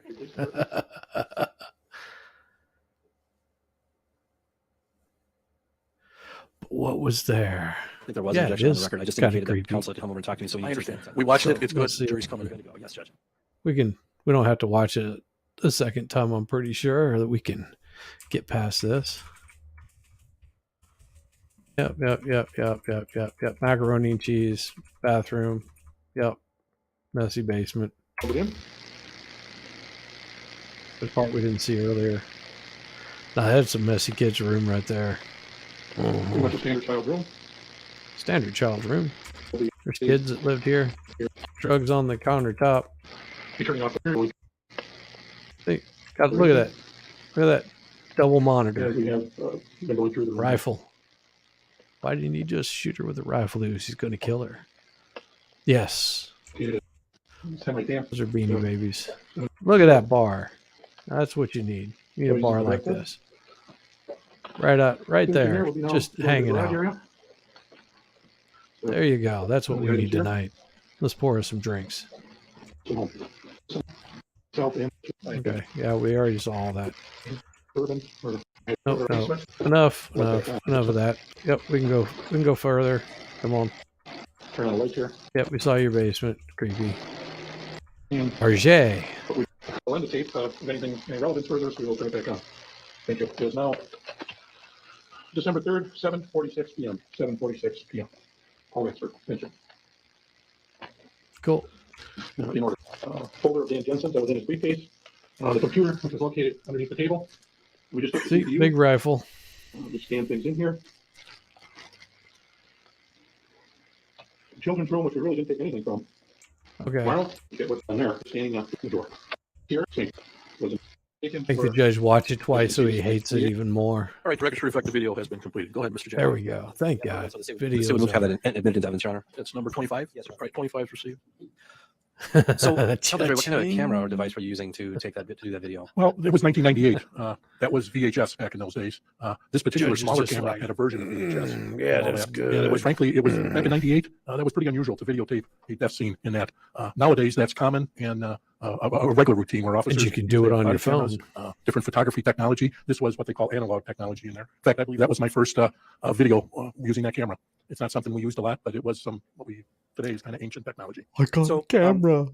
You indicated in the course of this video that you had removed the drains in the house. Yes, we did a thorough search of the house.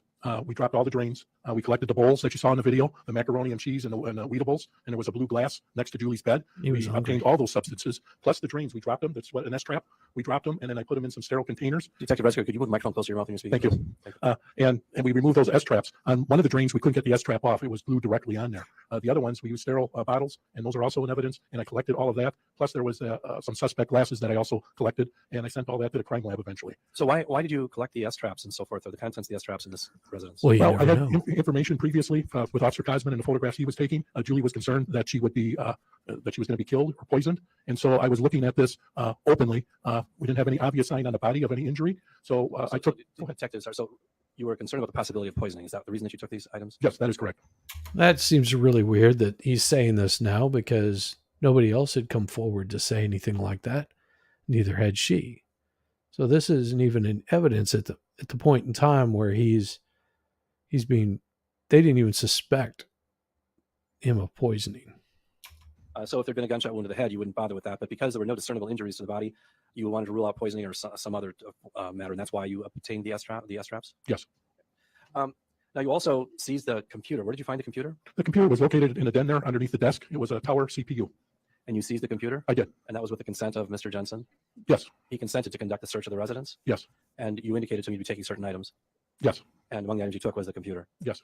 Now, there were also some other items that you took. Is that true? Yes. You said during the course of the video, you made reference to a daily log or something that Julie had kept? Yes. I noted it in the video. And if you look in the bedroom, we recovered Julie's daily planner and other records and logs that she kept. And among the items you recovered was a log that she kept of all the harassment that she endured over the years. Is that true? Mm-hmm. That is true, yes. So Julie kept a log of each and every incident? Yes, she did.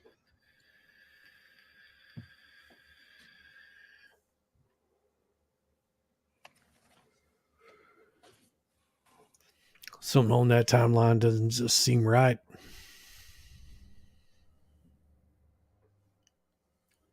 Something doesn't seem right. I'm telling you, something smells fishy with these guys.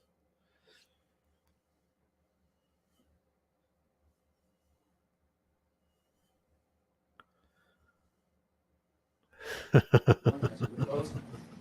I'll have some questions about them. So have you looked at them? I have, sir. Can you identify what S28 is? S28 is the home computer, item number A, that I sent off to the that I recovered. Well, it's actually a sheet of paper reflecting that what you did with the computer, right? Is that the chain of custody document for the computer? Yes. Okay, and then S29. What is S29, please? This is also a computer, and also this is a duplicate of item A, and then it also shows the sealed hard drives that I recovered that were with the computer in a cigar box. So directing your attention back to S28. Yes, sir. And that's the chain of custody item for the Dell Dimension Central Processing Unit bearing the serial number F7L26. Is that correct? Yes. And on the top, it's dated December 17th, 1998. Is that correct? Yes. Same here. And on the bottom, there's a receipt signature and the printed name of Brad Heller. Is that correct? That is correct. So this reflects that you, on December 17th, 1998, Brad Heller received the Dell Dimension Central Processing Unit bearing serial number F7L26. Yes. And you took it directly to him? Yes. So you recovered it from the crime scene, from the den at the Jensen residence. You put in evidence, you then took it out of evidence, and you transported it to Brad Heller. Yes. And who is Brad Heller? Brad Heller was an analyst with the Wisconsin Crime Lab. So this was done for the purpose of having the Wisconsin Crime Lab analyze the hard drive of that computer? Yes. Object to the leading. I'm going to allow any question. Go ahead, answer it. Well, what was the purpose of transporting the hard drive or the computer central processing unit to the Wisconsin State Crime Lab? Get an analysis of it. By the Wisconsin State Crime Lab? Yes.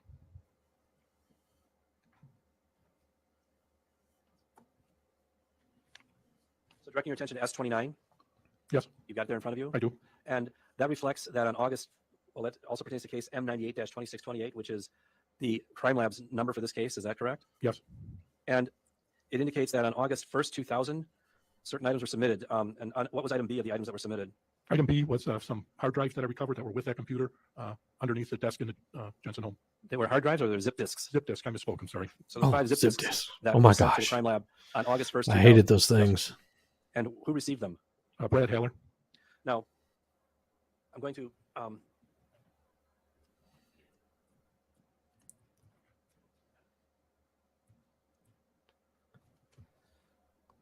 can you tell the jury where you recovered those 5 zip drives that were sent, that you took to the State Crime Lab on August 1st, 2000? They were on top of the computer in the Jensen home, on top of the CPU underneath the desk there. And were they contained inside of any item or any box? Yes, they were contained in a cigar box type thing, and then the zip drives were inside that cigar box.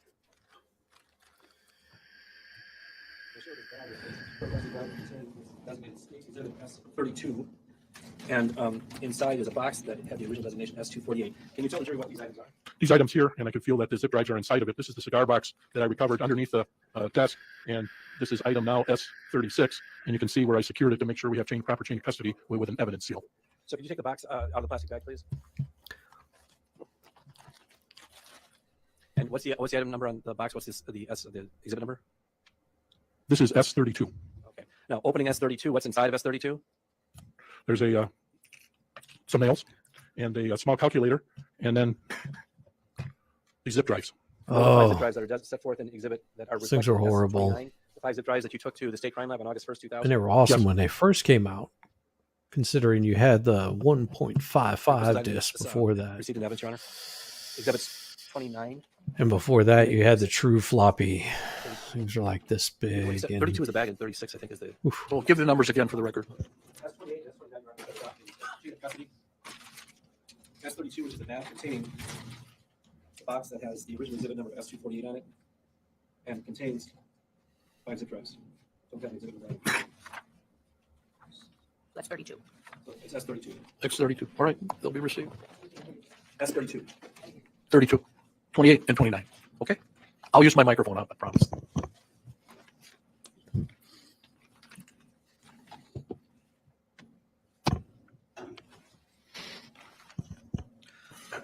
Now, in addition to those, now you also made reference to finding a daily planner, a Julie Jensen's daily planner. Yes. I show this item that's been marked as S33. I'm going to ask you if you can identify that.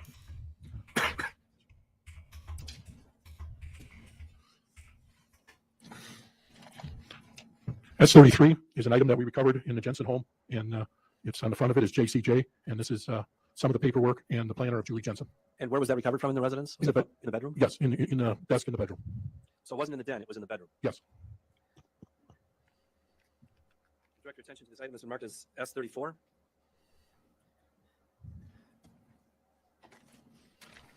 Can you identify that, sir? Yes, I can. S34 is the other paperwork and logs of Julie Jensen that were located in the dresser in the bedroom. Take that out of the bag. Now, as you open that up, you can see that as a log that Julie Jensen kept.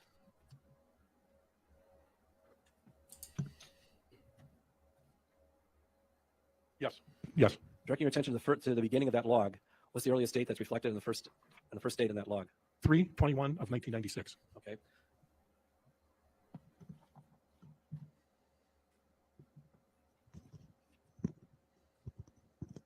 Now, I'm going to direct your attention to what's designated as page. Direct your attention to what's designated in the upper right-hand corner as page 33 of that exhibit. Yes. And there's an entitle. Julie wrote something at the top there about what that is. What does she indicate that is? Partial review of past. And what's the first date listed underneath that? 1/19 of 1992. And what does it say after 1/19/1992? Tupperware delivery moved between 1:30, 1/1992. Tupperware delivery moved between 1:30 and 4 p.m. And it goes on down to the bottom of the page. And then at some point, as you page through there, and you get to the second, I think it's the second or third to the last page of the log, you see an entry where at the top of the page, she indicates adjacent to the date 1/19/98, new tactic. Do you see that? Do you have a page number, sir? Well, just keep paging until you run out of the log, and then look for 1/19/98. Yes, I do. What page is it? That is page 46. And tell us what follows the designation 1/19/98. 1/1998 - underlined new tactics. Live on the internet. Calls to Mark office asking if he's watching it and when to time in, and then dots. I'm going to direct your attention to the screen.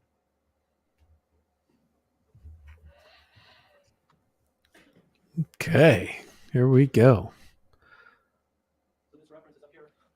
New tactics live on internet calls to How's it working? Mark's Okay, no. office. Directing your asking attention. if he's watching it. Top of the page, that's for the new tactic, live on internet. Continuing above. Calls to Mark's office.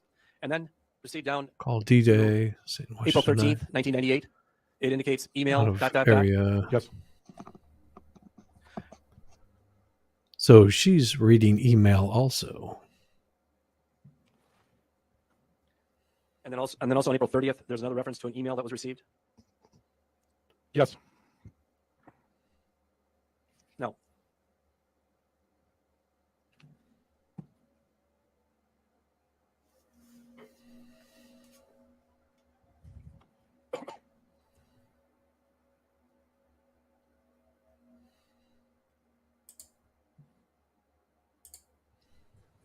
And this log was found where?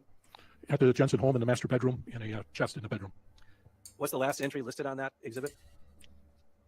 8/17 of 1998.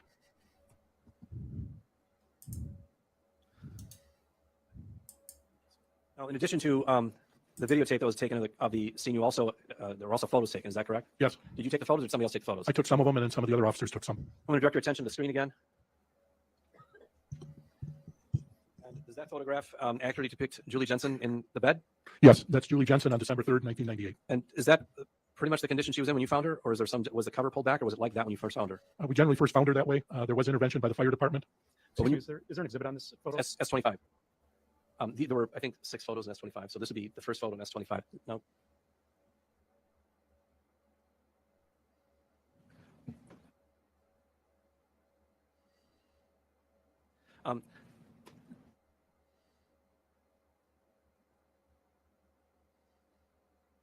Now, let's proceed to the next photograph.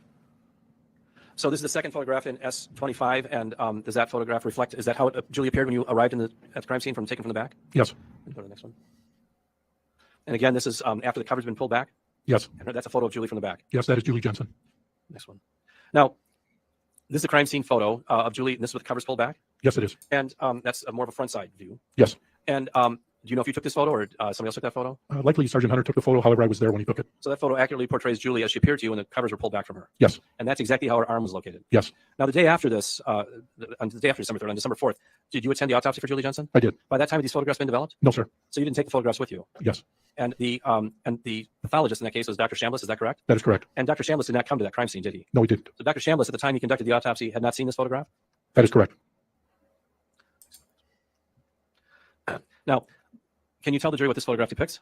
This is myself. I was concerned at the crime scene. A couple of things that kind of caught my eye. One being I'm not a pathologist or anything, but I was concerned about any petechia in her eye. And you can see on there, I'm trying to pull back her eyelids so that we can accurately get a photograph of any redness and petechia in her eye. I was also concerned in what was called to my attention is her nose. You can see it's evident when you look over the body and all that her nose is crooked here. I haven't seen that before. I don't know if it was any relevance at the time. However, I wanted to make sure I documented the redness in her eye and the curvature of her nose.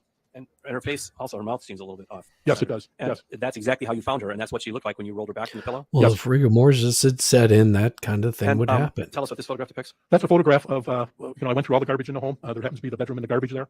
I took those items, those bowls, and the substance in the blue cup and in the pink bowl, all to the crime lab. I wanted to document that so that we could have an analysis of it.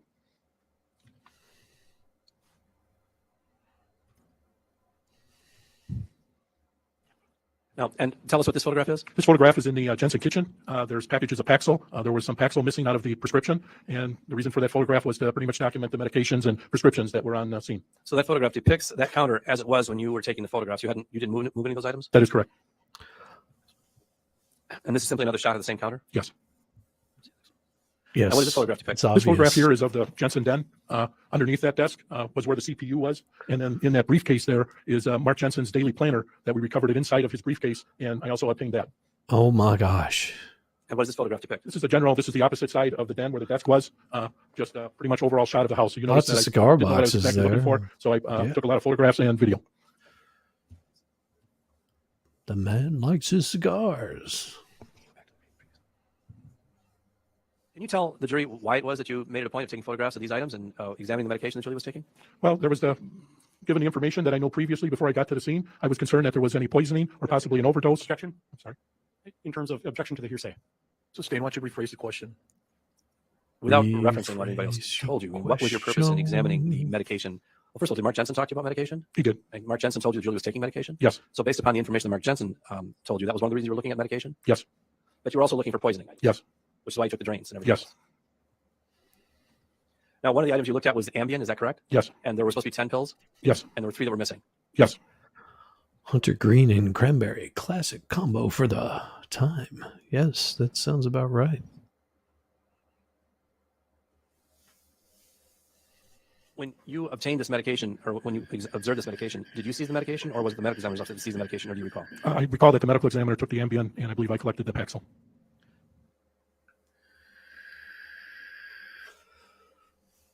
Why did he take the And Paxil?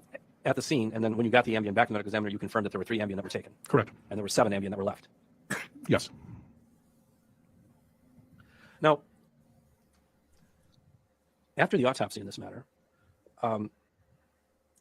did you ultimately get an autopsy report? Yes.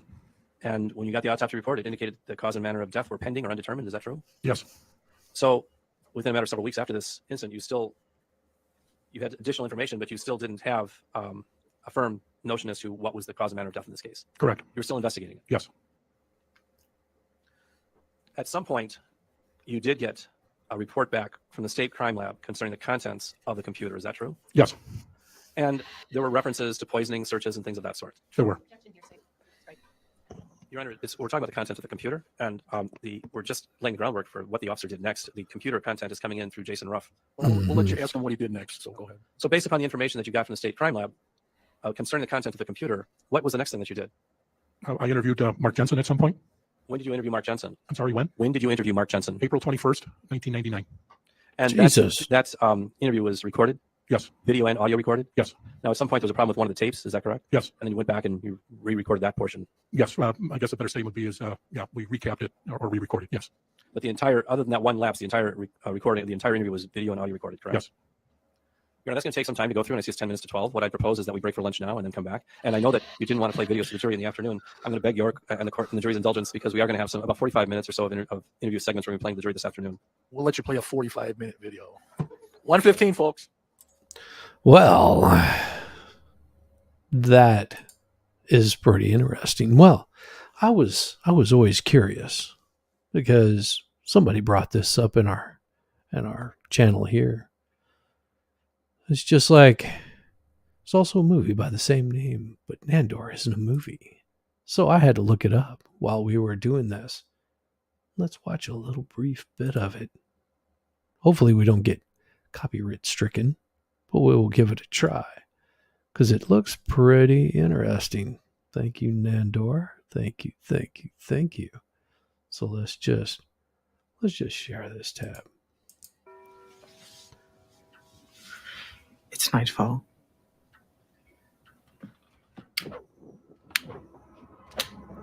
So I'm assuming that this guy right here is the one that looks out for him. He awakens. Got a butter knife, of course. Very cool, Master. Very scary. Thank you. So is this Nandor? Because I guess Nandor probably does have a glorious man bun.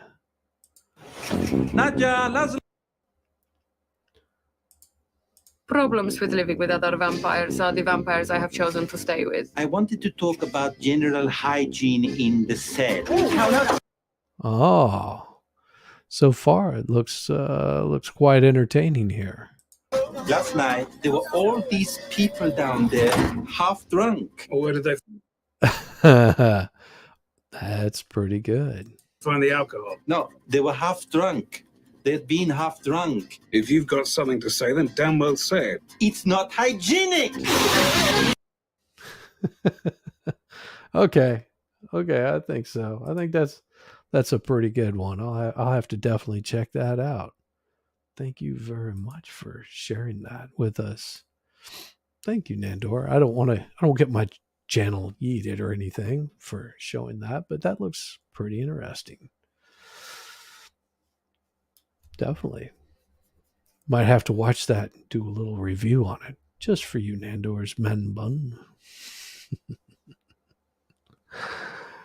Well, it looks like this is only half of it because they come back possibly after lunch. And what I'll do is I will pull up the other one here. What I'm going to do in the meantime is I'm going to take a short break. This isn't going to take very long, and in the meantime, make sure that you're hitting that like and subscribe. The link's in there. Make sure that you just reach over there, gently touch that little like button and see the subscribe, and you'll see that I through some of the other folks that have helped make this channel what it is today, that I could, and I don't have everybody's links in there. I've got some new mods. Say hello to the new blue wrenches. And I want to take just a short break, but I will be right back. But in the meantime, you get to watch my tiger play with his ball.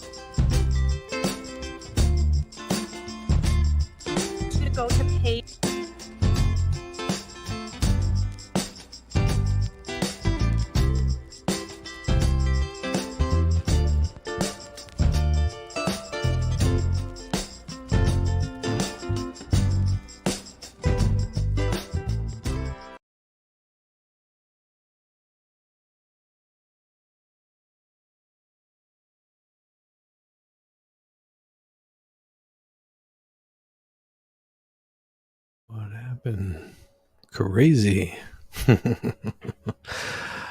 Well, let's see. See what we got here. Hopefully we've got some of this coming right back in, and I About that is objectionable by the state. I had to pull up a different stream for this. And about things that were not within. There we go. Let's see if that's going to show up. There it is. Yes, it is.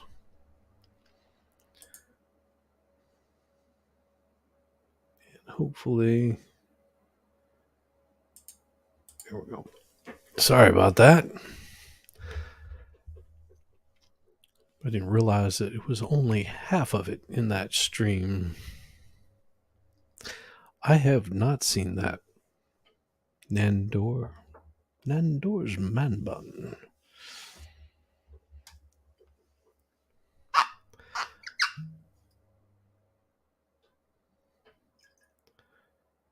Wonder if we should just shorten that down to man bun. All right, let's get these folks sped up here. Yeah. Quality. Now, the quality isn't as good on the picture, but I don't think at this point it really matters. Declarant about 2002 CF 314. The appearances are the same. The record should reflect the jury is not in the courtroom. With that, which attorney wishes to put something on the record? That would be me, Your Honor. I will indicate that defense counsel Jeremy Perry and I have been discussing the interview transcript, and the state has told defense counsel which portions of the interview we intend to play, and we've got the transcripts of those intervals also. Now, it's my understanding that defense counsel Jeremy Perry intends to cross-examine Paul Ratsburg about things that were not within those transcript clips. In other words, he wants to cross-examine Detective and Lieutenant Ratsburg about statements that Lieutenant Ratsburg made elsewhere in the interview. And the state's objection is that it's hearsay. And the defense argument is that it becomes relevant because their position is that Aaron Dillard had an opportunity to read this entire transcript. And so therefore, Aaron Dillard's statement about what Mark Jensen allegedly told him was informed not by what Mark Jensen told him, but by what Aaron Dillard read in the transcript of the interview. So it's sort of conditional relevance. The condition precedent is that they need to establish or show that Aaron Dillard read this interview transcript.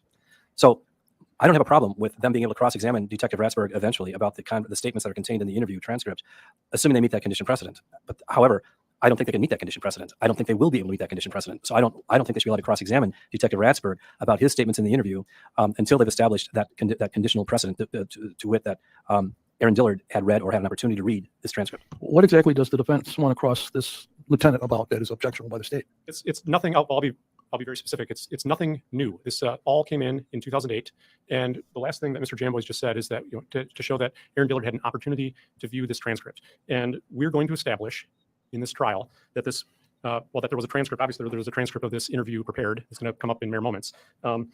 That transcript was sent to Mark Jensen 4 days before Aaron Dillard got to the Kenosha jail, and what I'm going to be asking this declarant about are statements that he made in it. I'm not going to be asking for Mark Jensen's responses, and it's precisely the information that Aaron Dillard then parrots in terms of claiming that Mark Jensen told him. Now, the state in its opening statement said the only way Aaron Dillard could do that is if he heard it from the mouth of Mark Jensen, and we have to have an opportunity to show that there's another way for that statement to have come into Aaron Dillard's possession, and this is that direct way. Oh, but you're not going to ask this witness that this is what Aaron Dillard said. Yeah. I'm not going to ask him what Aaron Dillard said. I'm going to ask him a handful of statements that he made to Mark Jensen in the interrogation. I'm not going to ask for Mark Jensen's responses. That's it. I think he can ask what he said. Here's the problem. There you go. First of all, I certainly agree that he can cross-examine Paul Ratsburg, and cross-examination in the state of Wisconsin is wide open. He's not restricted to what I ask about on direct. However, in order for him to cross-examine, he's got to cross-examine him on a relevant proposition. It's got to be something that's relevant. The fact that Detective Ratsburg, for example, at some point was talking about asphyxiation, which I think he was in the course of this interview, that's not relevant unless they can show this relevant. And their argument for relevance is that Aaron Dillard saw that or read that, but they can't show that Aaron Dillard read that or saw that. And it is true this came out in the last trial, but I had an opportunity to read the entire transcript of the last trial, and there was simply no evidence that Aaron Dillard ever saw this interview transcript. None. So in order for it to become relevant, they'd have to ask the jury to speculate that Aaron Dillard read this portion or read this interview transcript. There's simply no evidence in the record of the last trial that Aaron Dillard ever saw this. And Aaron Dillard will categorically deny that he saw this. Now, I acknowledge Aaron Dillard, they're going to challenge his credibility, and rightfully so. There's a lot of questions about his credibility, but He's denied that he ever saw it, and they don't have any evidence that he ever did. Now, if they want to put Mark Jensen on the stand, Mark Jensen can testify that, yeah, I showed this to Aaron Dillard. Then they have some evidence that Aaron Dillard read this. But right now, and at the last trial, they never presented evidence that Aaron Dillard ever read this transcript. That's my objection is that the cross-examination on what the detective said elsewhere in the interview is not relevant. Well, one thing I want to be clear, the defendant does not have to testify. We're not going to get into that. He has an absolute right not to testify. I agree. And I certainly, that's why I certainly want to say this in front of the jury. I'm just saying that the only evidence that they could present that would show that Aaron Dillard actually read this transcript is if it was Mark Jensen, because there were only two people in the cell at the time when Aaron Dillard was reading stuff. Aaron Dillard would testify as to what he was reading, and he'll testify he was reading the transcript of Ed Klug's testimony from the forfeiture hearing. Well, let me ask this question. You said, I thought you were going to play the whole interview. No, that'd be over 4 hours. All right. Oh, good So you're going Lord. to play 45 minutes of it. Yes, right? we're just going to play. There's a variety of sections of it that we're going to play. So I'll go back to the defense. Exactly what are you going to ask this lieutenant? Is it about statements he made outside of the interview? No, outside of the 45 minutes that are going to be played, but part of the interview. I mean, I'll tell you, it's 1, 2, 3, 4. It's 5 statements that he made. Give me the 5 statements as an offer of proof. Okay. By the way, Your Honor, for the record, the state will stipulate that he made those statements. We've got them on video. And I think they still have the right, even if you stipulate, they still have the right to ask the they question. don't have the right to ask the question unless it's relevant, and they've got to show it's relevant. I'd say this. The state made this relevant in their opening statement by saying that Aaron Dillard, there's no other place he could have gotten this information. And we will show, and we'll have to show, otherwise we won't have an argument, a closing argument on this. We'll have to show that Aaron Dillard had an opportunity to get this information from someone other than Mark Jensen. I'm going to let it in. Just to be safe, I've been tough on the defense for relevance. And I think the last time I said it goes to the weight. And if it's 5 questions, what this witness said in the interview, I think it's an appropriate area to get into. So let's bring the jury back and we will continue. There you go.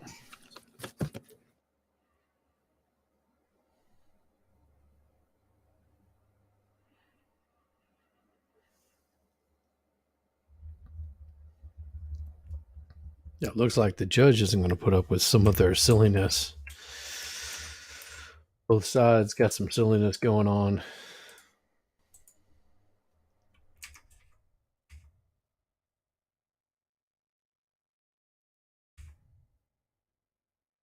So it is a little longer than I thought, but just think, in the past couple hours, we've gone through over 3 hours of this. Gotta love how it has to catch up to Speedy Gonzalez.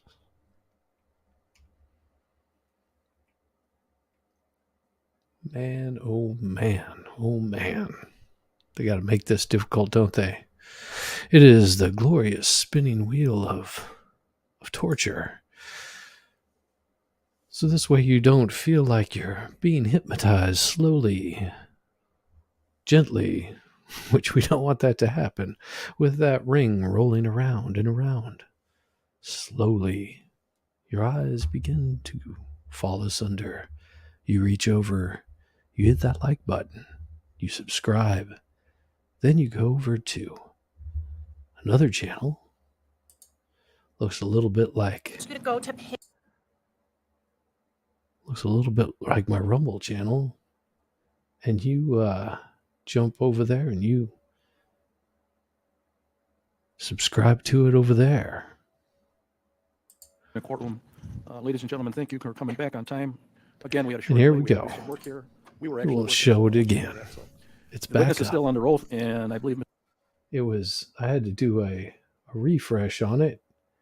Mr. Jimbo, you're going to play a video? Well, I will very shortly, but there's some additional questions. All right, I'm sorry. Go ahead, ask your other question. Thank you, Ron. So I'm going to address you as by your title upon retirement, Detective Lieutenant Ratsberg.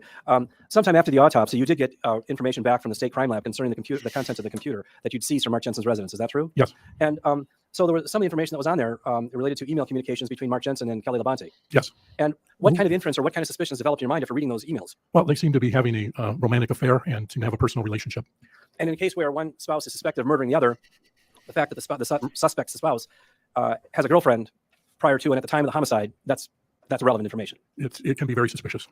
So did you at some point decide then to go talk to Mark Jensen about this information? Yes. Now, when you went to talk to Mark Jensen, you didn't initially tell him all this additional information that you had, did you? I did not. And that's a common thing when you're going to interview a person who's suspected of a crime? Yes. You want to have more information in your mind than they think that you have. Yes. And furthermore, just to explain this to the jury, Can you tell us about some of the kind of techniques that a law enforcement officer may use, or techniques that you did employ in this interview with Mark Jensen? Well, with my interview with Mark Jensen, I did a couple of things. One, I was expecting him to lie to me because previous he was denying any of the pornographic photos being left around the house. In fact, I did chit-chat with him about it, and he had that. So after 5 years of telling the police department that no, he knew nothing about it, and then to come in that day and say, yes, I did it, I didn't find that to be obvious that that'll happen. So some of the decisions I made, one was to play good cop, bad cop, and I also lied to him during the interview. I told him certain things, and one in particular was information that came back from the crime lab. And that's commonly done and is part of our training in law enforcement, that we can lie to suspects trying to get the truth and what it is. And sometimes we play good cop, bad cop. And all that is designed to have the suspect or the person you're interviewing or questioning to tell the truth. Now, at some point, for example, in this interview, you had confronted Mark Jensen, and you told him that you'd sent some of these photographs that had been left around the residence in the years preceding Julie's death, that you had sent that to the state crime lab, and they compared handwriting on that to his handwriting, and they concluded it was a match. You told them that, correct? Yes, I did. But that's false. I mean, the state crime lab had never done such an analysis, had they? That is true. No, they did not. So you lied to you lied to Mark Jensen about these the handwriting, these photographs, in order to elicit information from Mark Jensen. Yes, I did. So I'm going to play some of these interview clips now to you and ask you. I'm going to play a clip, and then I'm going to ask you about it. Okay? Thank you. And Deputy Attorney Carla McNeil is going to play it. We've got this is State's Exhibit 26. Run the first minutes clip. of Thank you. State's Exhibit.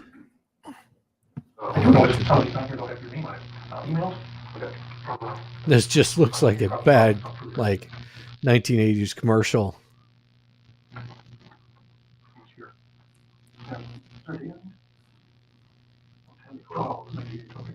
Oh man. Who's Kelly? I'll let you email her, I'm assuming. Yeah. Who's Kelly? I think this was off of.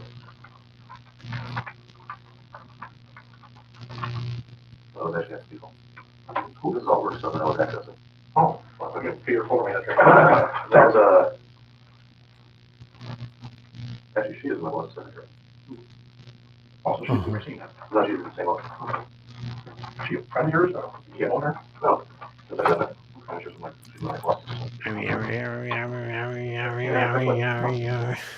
more work with here. I'd like to see work with Can you think of a couple different? I'm trying to find some more here. Where's beef? So, here's Kelly, and this is back September 4th. Don't want to work. I just want. Okay, this is stupid and boring. Come on. Let's see if we can get through 45 minutes of this horrible buzzing. That's just horrible, horrible buzzing. I don't want to see that. That will drive me up the wall, and I will not submit you to that kind of torture, because that is torture. I won't submit you to that torture either. Okay, here we go. From where you're at? Yes, I can. So the first question is, you're talking about these emails that you found on the that the state crime lab sent back to you, correct? Yes. These were on Mark Jensen's home computer. Yes. And you're getting this issue about whether or not Mark Jensen and Kelly Labonte are having a sexual relationship at around the time of Julie's death, correct? Yes. So you pose the question, I do notice some of these on here, though, have your name on it, emails. Answer, okay. That's what you asked him, and that's what he said? Yes. And then you asked, let me find one here. You probably saw it when you thumbed through here. This is why you always get a lawyer. Answer, yeah. Question, these here, is there a date on these? 10/12. Question, 12/98. Okay. Which is about a month before. Yeah. Who's Kelly? That's you emailing her, I'm assuming. Answer, yeah. Question, who's Kelly? Actually, I think this was stuff off of, it was actually at Stifle. So instead of telling you who's Kelly, he's redirecting and talking about, I think this was stuff at Stifle, correct? Yes. And then you ask who, and answer is, this was all work stuff that I was accessing. And you reply, oh, you're over my head here, and laughter. And then he finally answers the question. You know, here's a little thing about that. The man is probably slightly embarrassed that, he sort of got busted, having relationships outside of his actual marriage. So I can understand why he didn't want to answer those questions or sort of be evasive. But does that mean he killed his wife over it? I mean, this was a sordid affair that was going on behind the scenes. Possibly, could be, might have done something, might not have. We don't know. It's hard to determine. Yeah, I just always get a lawyer. Always get a lawyer. Don't talk to the cops without a lawyer, ever. Just answer the question. Don't lie. Even if you have something, you don't have something to hide, get an attorney. Actually, she is my boss's secretary, correct? Yes. And you ask, oh, so she's in Racine now? Answer, no, she's in St. Louis. Okay. Is she a friend of yours? Answer, yes. Question, you've known her? Answer, well, since I've been there, and she's my boss's assistant. So again, he's trying to make it sound as though this is just work-related. Kelly Labonte, I mean, yeah, just Judge, I do object to the state's characterization of just interpreting these things instead of just asking the question. Why don't you rephrase it and ask questions, Mr. Jim? So your purpose at that time was to ask him about his relationship with Kelly Labonte, correct? Yes. And he's just telling you all kinds of things about Kelly Labonte, except that she's his girlfriend. Right? Yes. So you ask a question. Now, and I guess what, this is all work-related here. It didn't seem work-related, Mark, to be honest with you. Can you think of a couple of different, I'm trying to find some more here. So here's some here. Like here's Kelly, and that's September 4th. Question, I don't want to work. I just want to beat on my drums all day. Answer, beat on my drums all day. Question, what does that mean? You got a set of drums? Answer, that's an old song. No, it's an old song. To beat okay. on my drum Answer, all just about, day. the market. I don't want to work. I just don't want to beat on my drum all day. It being weird and stuff like that. Question, okay, but these are emails that you sent to her or she sent to you, not from Julie or anything like that. These are actual, answer right. Because when we were talking earlier, you said you didn't notice anything here, and maybe you just skimmed over these here. Here's some other ones here. This is back September 4th. And all again like that. Those are all emails that you guys conferred back and forth on. Answer, yeah. Question so like this one here is a repeat on it. There was one there. Answer, when things get slow, we just get a ton of emails. Okay. How did this? Answer, they're from all over the country. Question, how did this end up on your home computer? I guess that's where you're losing me. I don't understand. Answer, I probably one night accessed that because, question, you could have called this up from your computer, or you would have called up to Racine and downloaded this to your computer. Answer, it was actually out of St. Louis. You could get email out there. They suddenly changed the system and you can't get in there anymore. But there was a time when I could, if I was out in the afternoon and if you needed to check your email or something like that, you could do that from home. Answer, okay. Answer, and that was, they shut down that part of the system because you're having problems with it. Question, okay, so actually you're at home then. Like, let's say here I can't see that far, but you got September 4th, 1998 at 1:26 p.m. You were at home and then you called up this stuff, work with me here. These were the messages that you guys exchanged? Answer, yeah, it would have been something from, how does email work? When you email somebody and then they email back, it kind of keeps it and you get like this long thing going and then response to that. And question, this one here on Friday, September 14th, don't want to work. I just want to beat on my drums all day. Hope it doesn't come to that. I'm going to have to go home and try to fix my high maintenance woman. This is a message from you to Kelly.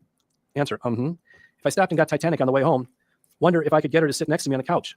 Low expectations. Answer, Was Kelly a girlfriend of yours? Or answer, no, just a friend. So on April 21st, 1999, when you raised this issue about Kelly Labonte, Mark Jensen told you she was just a friend. Correct. Oh, she was just a friend. Just a friend. That's all. Oh, good Lord. I mean, Julie had an affair before. I thought maybe you two would have an affair here with Kelly. Or maybe you're seriously now. You start off by indicating, so I was kind of thing that maybe this Kelly Labonte was, we don't need to hear it that 3 times. You be having an affair if you're, with Kelly, or maybe you're seeing her now. Kelly, are you seeing her now, Kelly, at all? No, now I have. Now I have. Question, so she's your girlfriend now, or at least somebody you're dating? Again, he's not coming out and saying that. He's saying, answer, a friend, or question, would that be a fair statement of dating, or what do you mean? Answer, I guess you could call it maybe a dating, but that's, she's a friend, winging around together. That's about it. Okay, well, when you say friend, was she a friend like that? She's a friend now? Answer, no. Or somebody to date right now, right? Answer, now I would, but back then, no. Question, okay. Answer, no, that was not, and no, I understand where you're going, and no, at that point in time, it was.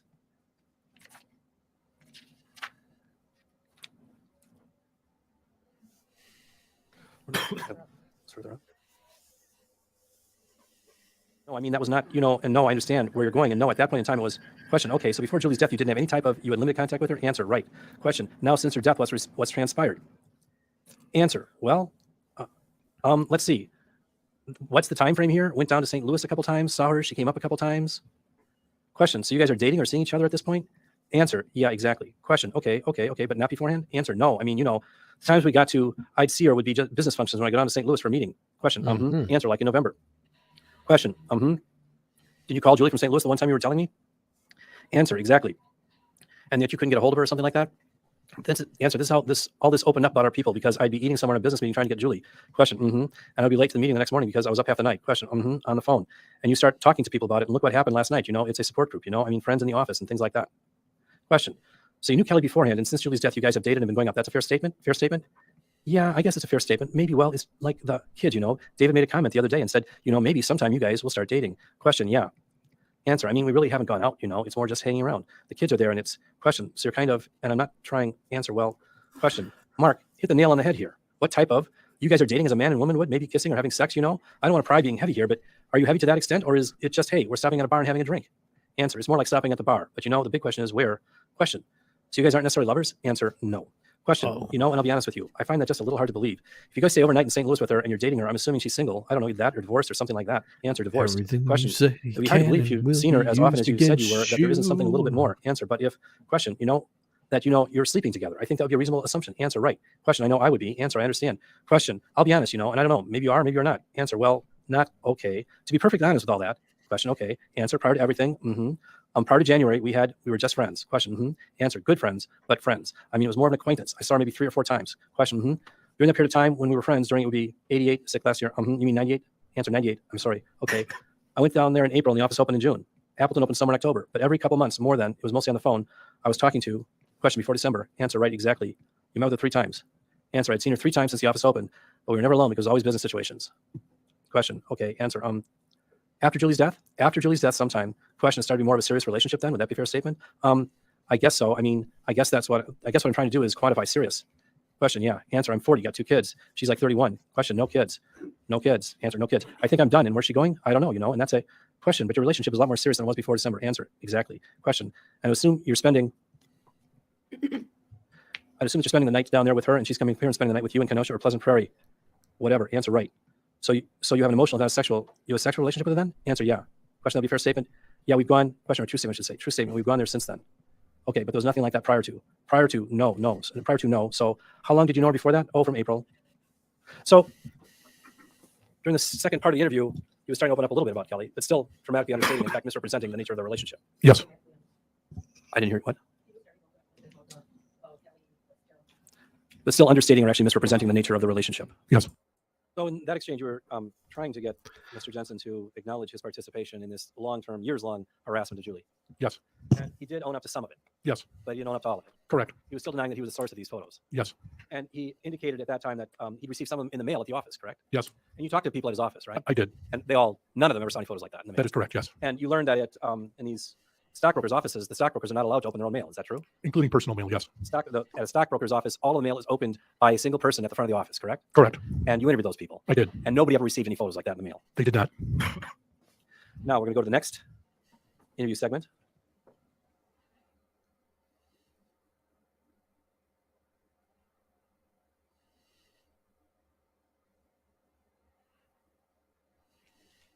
So that was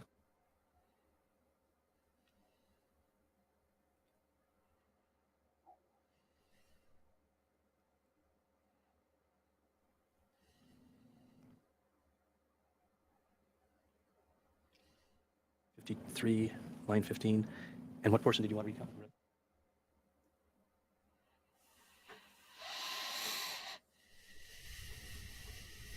read? Okay.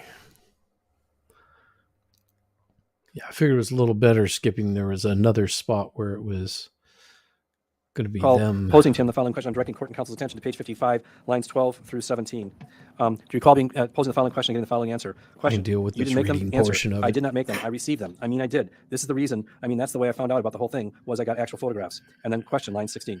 Okay, in the mail. Answer, in the mail from them at the office. And you recall posing those questions and receiving those answers also in this interview? Yes.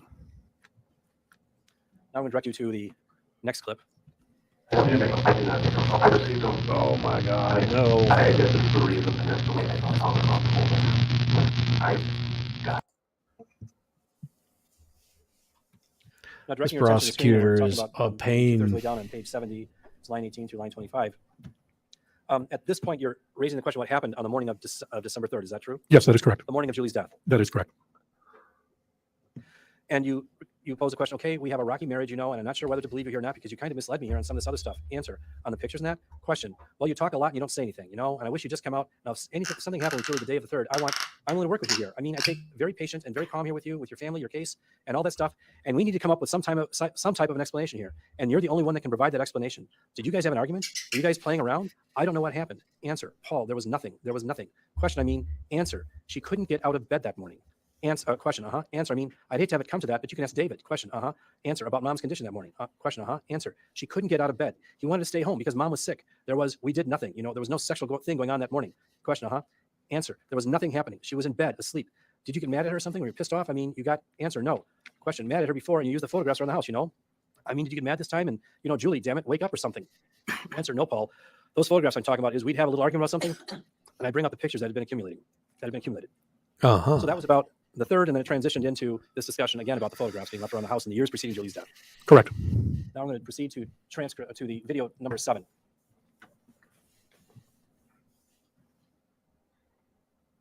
What, you're the only one that can explain anything here. And I don't know what the answer is. You do. I'm thinking there's an accident. What happened that morning? Let's go through that morning. What happened before you left? No, this is kind of, so I got this straight in my mind. Let's go. Thinking there's an accident. Were you actually thinking there was an accident? No, I wasn't. You were actually thinking something quite different than that. Yes, I was. I was trying to make it easier for Mark Jensen to tell the truth or to tell me what actually happened. So you're basically inviting him to provide you with some explanation of an accidental death. Yes. And I also could rule out the possibility that there was an accident, but I wanted to cover all the areas. You don't have to answer questions. Then the question continued. I'm thinking there's an accident. What happened that morning? Let's go through that morning. What happened before you left? Answer. She could hardly sit up in bed. That was your question, his answer? Yes, that's correct. And then you ask a little later question. Okay, go from there. We got to feel what happened that day. Answer. She was not able to get out of bed. I mean, she was groggy, almost incoherent. Breathing was very labored and raspy. That's the question that you posed, and that's the answer that you gave? Yes. And then later you asked the question, okay, and you could hear phlegm or something like that. Okay, answer. It sounded like the windpipe was being restricted.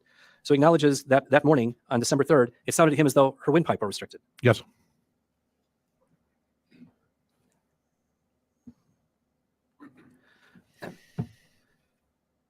In response to the question, the answer he provided was she was hardly, I'm not even sure if she was coherent.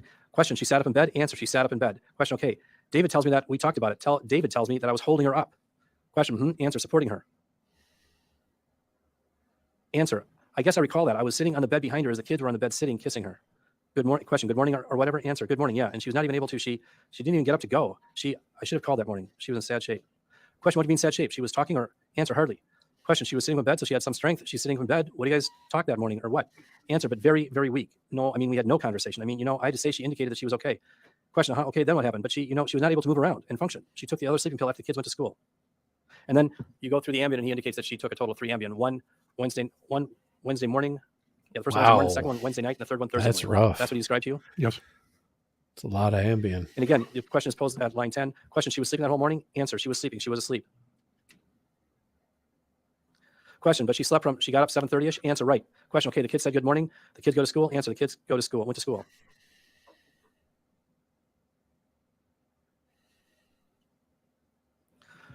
So now go to the next video clip. So she was sleeping. Oh, Jesus. No more of the video clips.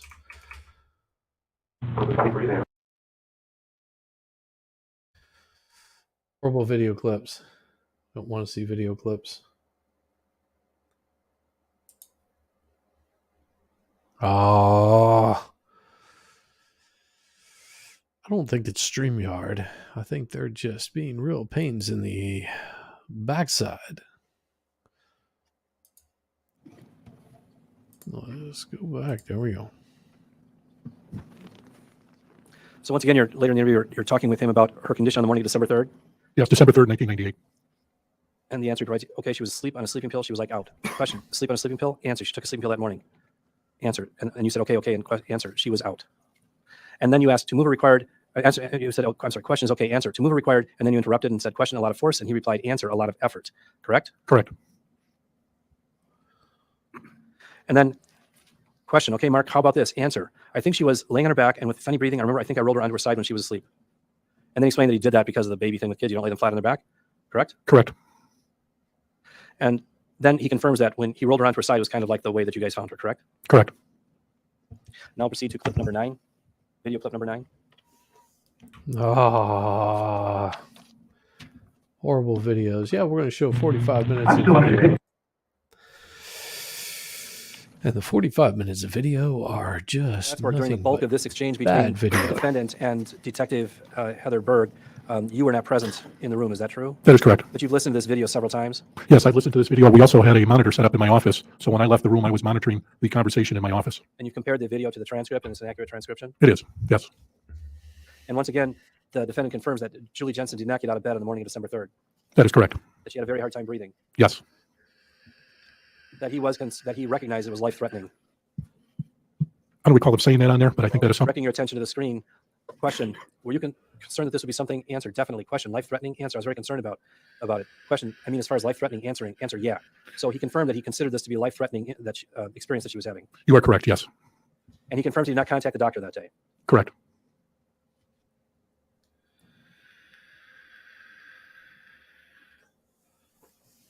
Come on. And he confirmed that he rolled around to her side. Yes. And he confirms that when asked the question, did you check on her to say, hey, you know, are you okay? Do you need something? Do you need me to get you a glass of water? Do you need me to get something? The answer was no. And then the question, you didn't check on her at that point? Answer, well, she was out of it. She had taken a sleeping pill that morning, so she was totally, question, she was in and out? Answer, yeah, out of it. Yeah, I mean, the day before I couldn't rouse her at all. Yes, that is correct. And they're going to go to another video, of course. They're taking a break. How much more direct do you have? That was the last. Well, how much more direct? I've got more direct, but that was the last of the interview. I think the jury is. I think it'd be a good time to take a break. Yeah. Yeah. So the break's over. So this is after the break. See, don't you like how I can speed through all of these court cases a little bit faster? Besides, I enjoy hanging out with you We're guys back on the and record. watching chat. Mark D. Jensen, 2002 CF314. The great appearances chat. are the same. Witness is still on the stand. Lieutenant Rasberg, still under oath. You can continue with your direct, Mr. Jambos. Thank you, Your Honor. That's weird. Might have to refresh it. Now, Detective Rasberg. Oh my. Now that's not me that's doing that. Something's acting a little funky. Don't know why. I know you haven't committed this entire interview to memory, but directing the court and counsel's attention to page 81, line 24. If you call posing the following question. Okay, so that means there was some type of contact in the bedroom while you were there. There's no other way. There's no other way to explain it, and the only person that was there was you. I'm willing to work through this with you, but we need to find out what happened here. Answer, Paul, I did not do anything to hurt her. I did not. There was a question between myself and the kids that morning, whether or not to call an ambulance. Question, Answer, take her to the hospital. And the kids wanted to stay home. Her breathing was funny. She could hardly get out of bed.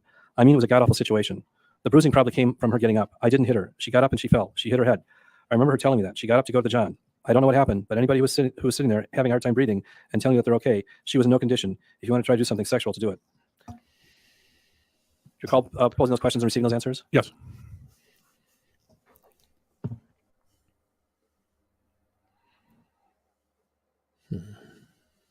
Now, at the time that you were conducting this interview with Mark Jensen on April 21st, 1999, at that point, you had not received any information back from any toxicologists indicating the presence of ethylene glycol in Julie, had you? That is correct, yes. No, you're good, Rabbit. Now, on the day of April 21st, 1999, when you interviewed Mark Jensen, when Mark Jensen came to the police station, he had his son David with him. Is that true? That is true. And did you talk briefly with David as well? I did. And David was just a little boy at that time. He was.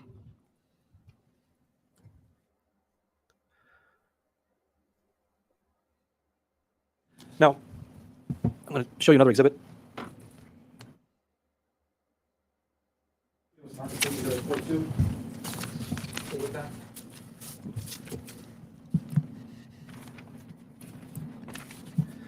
Yes. This is my little. So what is State's Exhibit 42? State's Exhibit 42 is the day planner that we recovered from the Jensen home on December 3rd, 1998. You saw it in the video and so forth. It was inside that briefcase underneath his desk. And then on top of that in the photos, you'll see that it's leather bound, and this was inside of there. And I recovered this from the Jensen home December 3rd, 1998. That would be State's Exhibit 42. The jury has heard testimony about it, something called the blueprint that occurred November 5th, 6th, and 7th. Is there any notation in that book about November 5th, 6th, and 7th? Okay.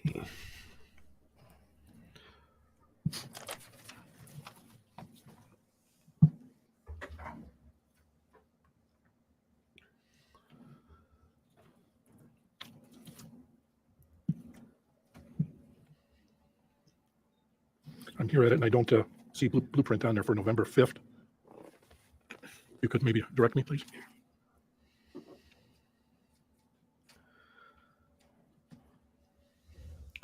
I don't know how to read a day planner.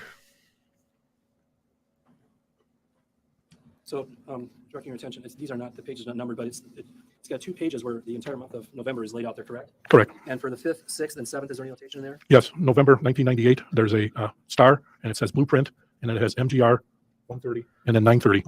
On Friday, November 6th, there's another star that says blueprint, and then on November 7th, which is a Saturday, it says blueprint. And this is Mark Jensen's Blueprint. Correct. We know. He was at Blueprint.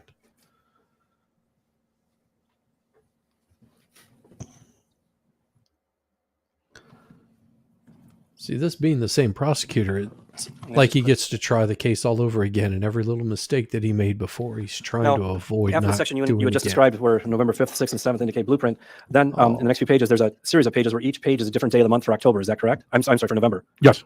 And there's a notation in front of you. Which date is set forth in front of you there, and the book that I've opened there too. Monday, November 9th, 1988. And is there any notation about something happening with the carpeting? Yes. So I'll read the jury what it says. Puked on carpet. Whole thing, sir? Yes. Yes. Right return, puked on carpet. Model of chairs are right over weekend, but got into it, whether to clean to, it's a little scrambled, the writing. Let me start over. But into it, whether to it cleaned. And I can't make out the other words. Then below that, there's some Bloomberg, and then something about another word I can't make out, chairs. I don't care. I was just wondering Very if the good. notations that pertain to puking on the carpet, that's set forth November 9th. Yes, sir. And what day of the week is November 9th? That is a Monday. Okay.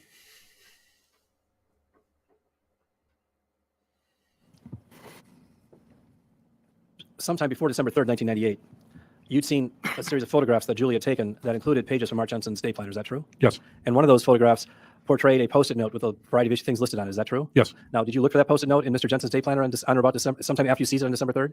Yes. And did you find that Post-it note? The Post-it note? No. Now, you also made reference to finding Julie's, the log that she maintained of harassment. Yes.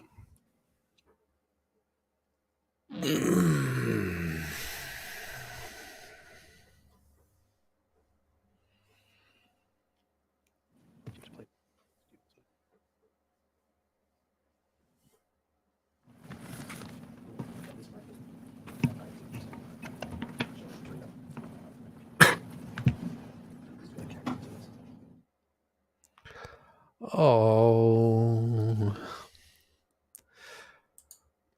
Well, see, you have to understand that it's not that he's getting to try it. It's not that he was tapped to try it. He's actually in the prosecutor's office still. After all this time, he has never left the prosecutor's office. So that's why he's able to basically pull the same case that he did before. And he's able to basically try it all over again. And he knows the mistakes he might have made last time and goes, I shouldn't have said that, or I should have pulled this in, or I could have made it go this way. This is a retrial. I mean, he's already been tried, convicted, and it was serving time. And a judge kicked it back out, said something doesn't look quite right here, and they're basically retrying it. So, you know, he's got nothing to lose, nothing at all.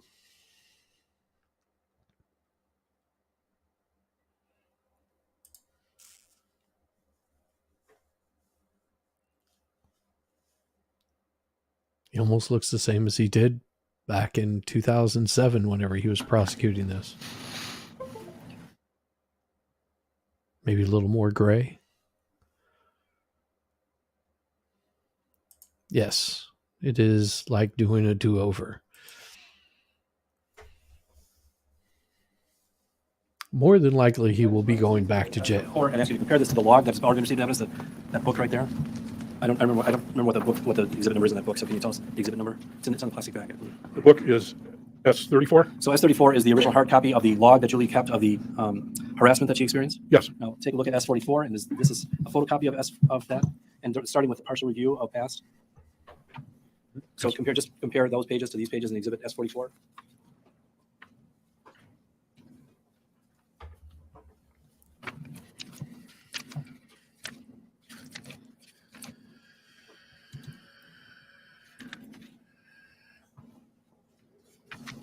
This is a true and accurate copy of this state's item number 34.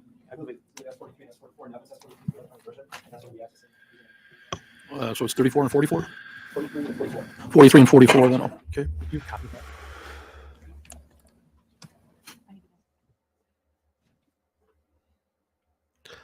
All right, come on. Come on, prosecution.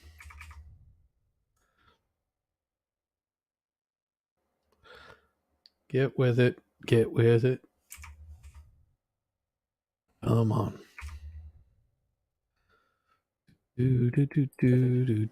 Makes me wonder. There we go. Tupperware delivery moved between 1:30 and 4 p.m. So Hang up. This is the partial review of past that was contained in Julie Jensen's day planner, the one that you found. I'm sorry, the harassment log that she kept. Yes. And this was found in, where was this found? This was located in the Jensen bedroom in her desk area there, or the dresser. So she describes this as starting on January 19th, 1992. Yes. And then this first page proceeds on to 4/2092. Yes. Start the next page. And she's describing predominantly hang-up calls at this point, correct? Yes. A wide variety of hang-up calls all the way through December 3rd, 1992. And this, she's describing this as a recap continued? Yes. More hang-up calls at home December 7th, 92 through? Yes. 2893, correct? Correct. And she describes on 11/4/93 a report made to Ron Cosman, and she gives the case number? Yes, that is correct. She describes how mailbox parts are being ordered because they had problems with a variety of other issues like the mailbox and flat tires on Mark's truck? Correct.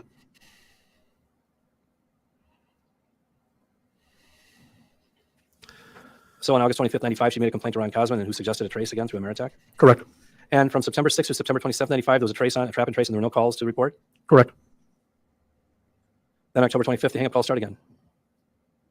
Yes. And on November 95 through January 96, she's indicating very active calling Mark's office and leaving photos, correct? Correct. So on November 15th through February 1st, 95, again, there's a trace on, correct? Did you, it says from November 15th to 12/1/95, trace on? Yes.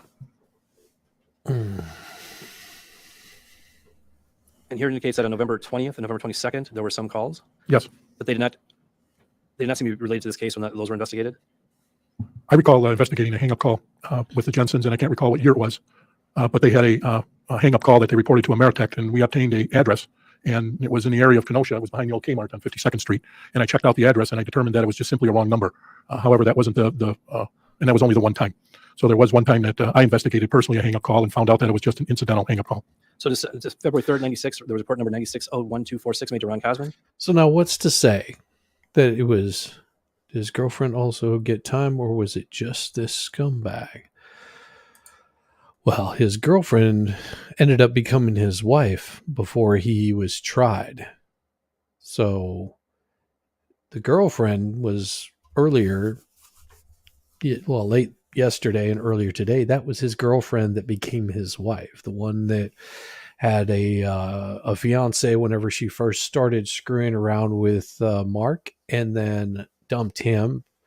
And while she was still screwing around with Mark, and then she had been with this on again, off again kind of guy that she married. She was married with him for a period of time, and about the time that his wife dies, she basically left her husband, and the marriage was done in April. And that's about the time that she started dating him. They got married a couple years later, I believe it was. And then I assume that she probably divorced him whenever he went to prison for life. And she got remarried. Now, I would suspect, and this is just me because I'm not that kind of person, but if I knew that I was going to be going to prison for life, never that I would need to, I would, yes, the hairy woman with the beard.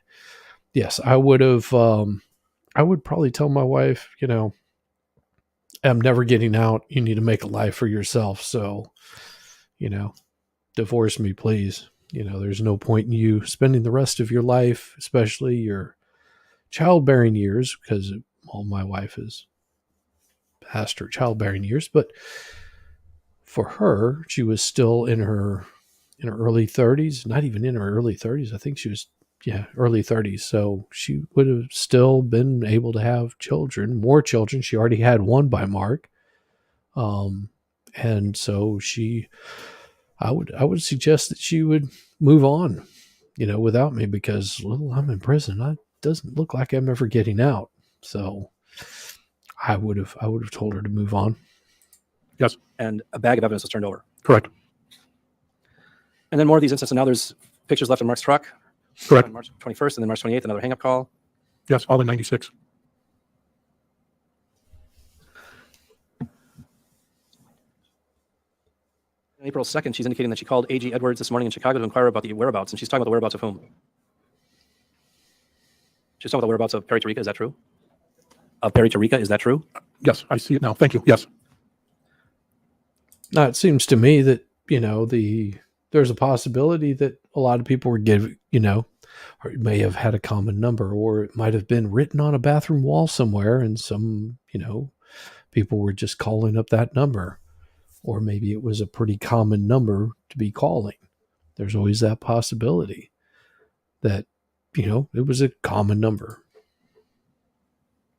And then on April 2nd, 96, she spoke to Kenosha Police Detective Paula Mickelson, and she makes notes of what Detective Mickelson told her to do. First, Detective Mickelson told her to talk to a detective at Pleasant Prairie Police, not a uniformed patrolman.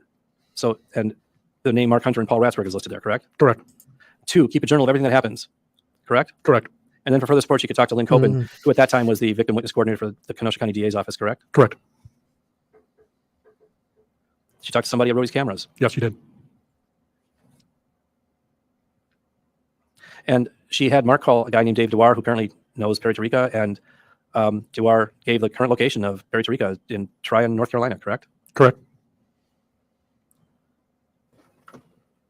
April 5th, she records that you go on to visit her and suggested placing video camera in the tripod of David's bedroom windows, correct? Correct. April 5th at 7:05, there was a hang-up call. Correct. Well, let me sort of address this here. So, as his wife, they can't use anything against him that she knew. But that doesn't mean she can't point them in the right direction.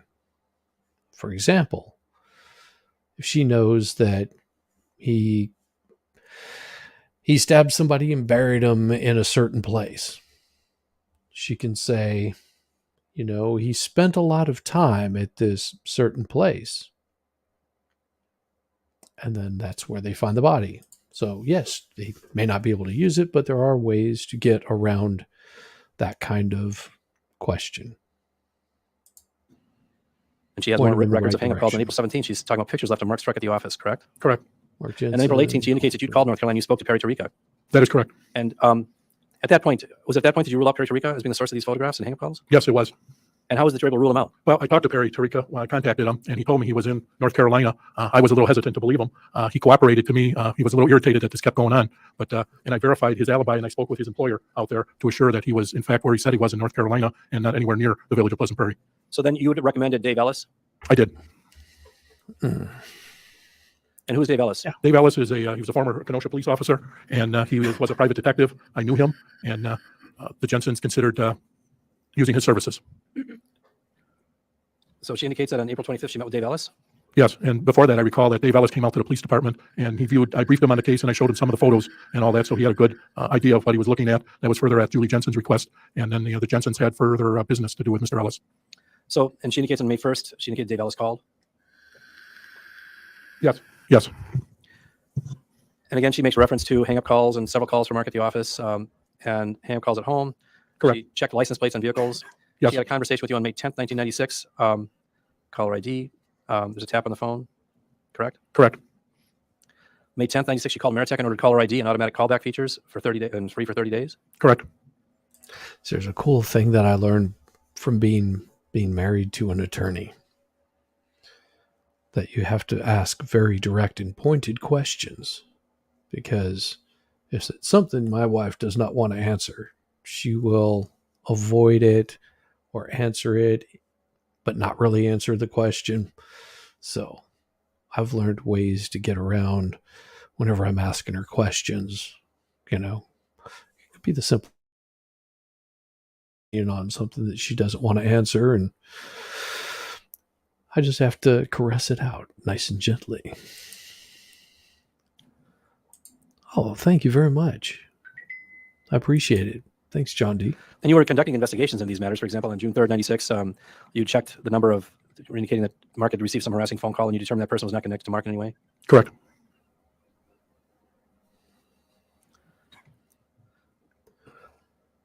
And then more out-of-area calls, more hang-up calls through June, July of 96. Yes. She's keeping notes of everything that's happening, correct? Yes, she's doing a very good job.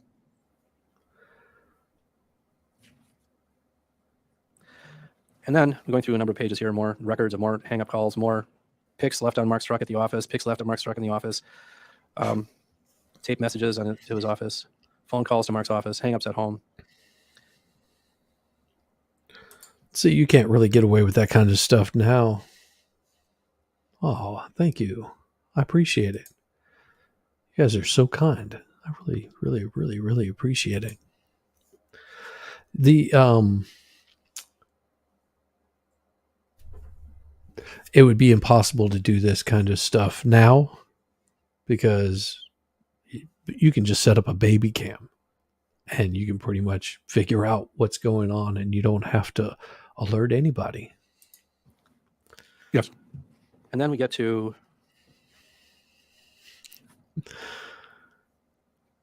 I haven't shown my cooking yet. To 1998. I do have some recipes. So on page 46, January 19th, 1998, she underlines the word new tactics, live on internet, calls to Mark's office, asking if he's watching it and when to tune in, correct? That is correct.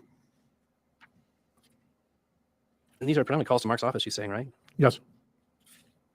And then on April 13th, 1998, she indicates email, correct? That is correct. And then on April 22nd, email, correct? Yes, that is correct. April 29th at 6:33 p.m., another email. And then on April 30th, another email, correct? Correct. May 5th email, May 6th email, correct? Yes. So now she's keeping track of the emails that they're getting. That is correct. All occurring in June of 1998.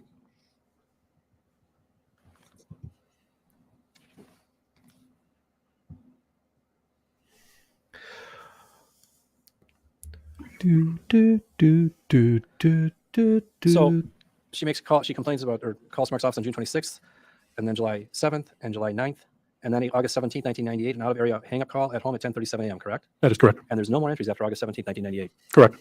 About the time that Mark Jensen struck up a relationship with Kelly Labonte. That is correct. Now, you also recovered Julie's day planner, correct? I did.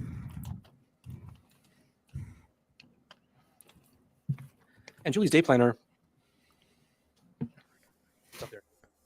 Hard copy of the day planner, and that's marked. What exhibit number is it? I do. Julie's day planner is S33. And just to be clear, this is also on S. What was it? What was it? Number on this?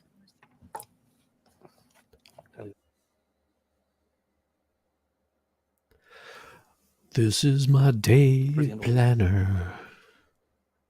Day planner. This is my day So, planner. for the record, this is also on exhibit S43, where I had it concealed on my desk underneath other papers. Now, so directing your attention to the screen, comparing what's set forth here for December 29th, 1997, Paul and Jill over, that's what's contained in the hard copy that you have there, correct? Did you say 97, sir? I'm talking about, it's the second page in on this. It's Monday, December 29th, 1997. Paul and Jill over. Exclamation point. Do you see it? Yeah, I do. Yes. Okay. That's when you answer aloud. Do you see it there? And that is there, correct? It is correct, And sir. you know who Paul and Jill are? I do. Who are Paul and Jill? Paul and Jill are Julie's.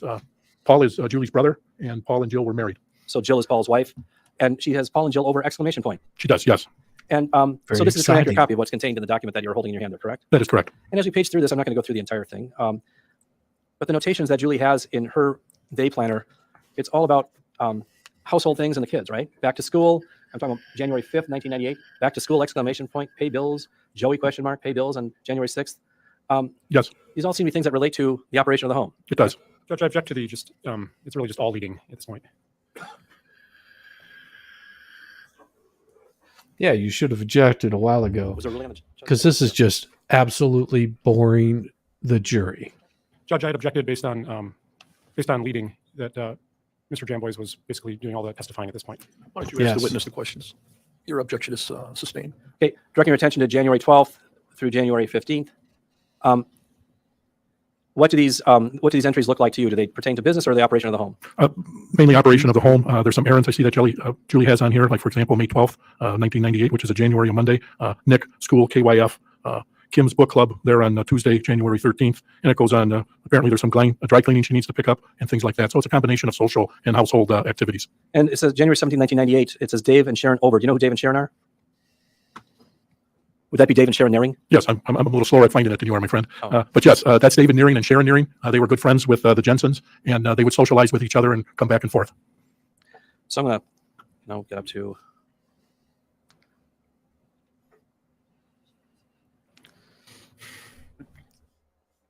We're in September of 98, but this time the children are in school, correct? Yes.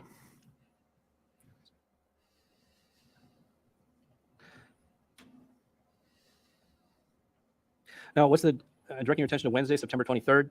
Do you see any notations? For example, 9, 10, 11 are circled, and it says Mrs. DeFazio. Do you know what that's about? Yes, as a regular routine, as I went through this on Wednesdays while school was in session, Julie volunteered at Southport School with her child, and the teacher's name was Mrs. DeFazio at Southport School. And again, it was a regular routine on Wednesdays. Mr. You'll see that throughout this calendar when school's in session. Fazio. Don't you know Mr. And so again, on Wednesday, Fazio? September 30th, the 9, 10, 11 are circled there. Is that correct? Did you say September 30th? I said September 30th, yes. That is correct.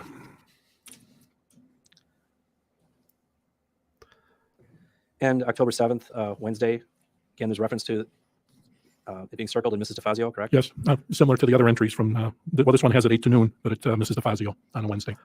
And so was to November. DeFazio. So October into November. And what do you know, Mr. Fazio? Do you feel good tonight, Mr. Fazio? And December 2nd, it's crossed off, isn't it? For what's going on at 9 o'clock on December 2nd is crossed off. Correct? Yes. December 2nd, can you see that? Yeah, I noticed a Wednesday in November either, but now that I think about it, maybe it was the kids were off. But what was your date, sir? December 2nd. Yes, it's not listed on December 2nd. She does have things listed in later in December, though, right? Yes, we've got this. She's done things. Another one that is familiar to me is Thursday, November 12th. Well, we're in December, so let's go to December 8th. French No, I'm sorry. Club, Go ahead. Piano, Kids Castle. Yes. So, yes. And are you familiar with what the... I lost it. Busy. She's busy. She's got things to do, places to be. It's a busy, busy job being a parent.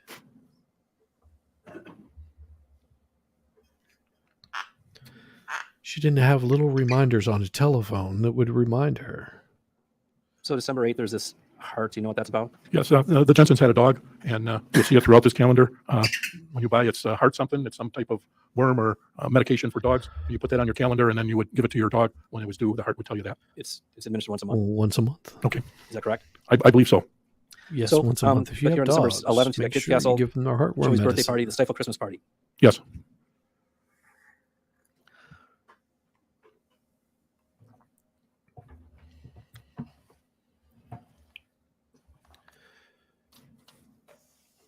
Now, at some point after the after your interview with Mark Jensen, you did receive information regarding ethylene glycol poisoning from the St. Louis Forensic Toxicology Lab. Yes. And you'd also conferred at that point with Dr. Lavin. Yes. And there was additional investigation that was conducted in this matter. Yes.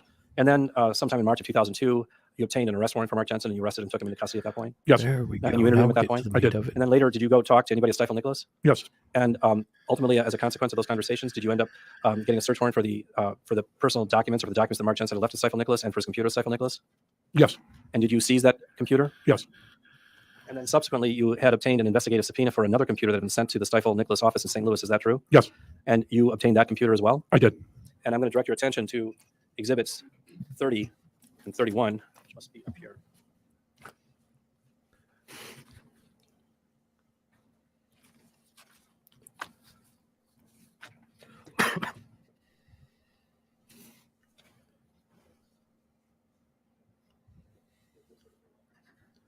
Yes.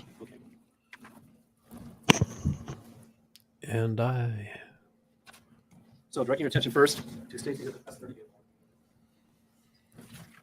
I'm sorry, Mr. Jambois, I didn't hear you. Directing your attention to Exhibit S30. Yes. There's a notation that this was picked up April 9th, 2002 at St. Louis. Is that true? Yes. And who picked it up? I did. So you drove to St. Louis and you picked up this computer? Yes. On this particular computer, I discovered during my investigation that shortly after Julie's death, Mark switched out computers, and this would have been the computer that was in his office that he used previously in December. Oh. So you obtained this computer on April 9th, 2002, and it says you dropped it off April 10th, 2002. Is that correct? That is correct. Analyst Brad Haller. And that's reflected at the bottom of the page, April 10th, 2002, with Brad Haller's signature? Correct. And Brad Haller... So this is very interesting because this would be the computer that was sent off to St. Louis that he said was fried.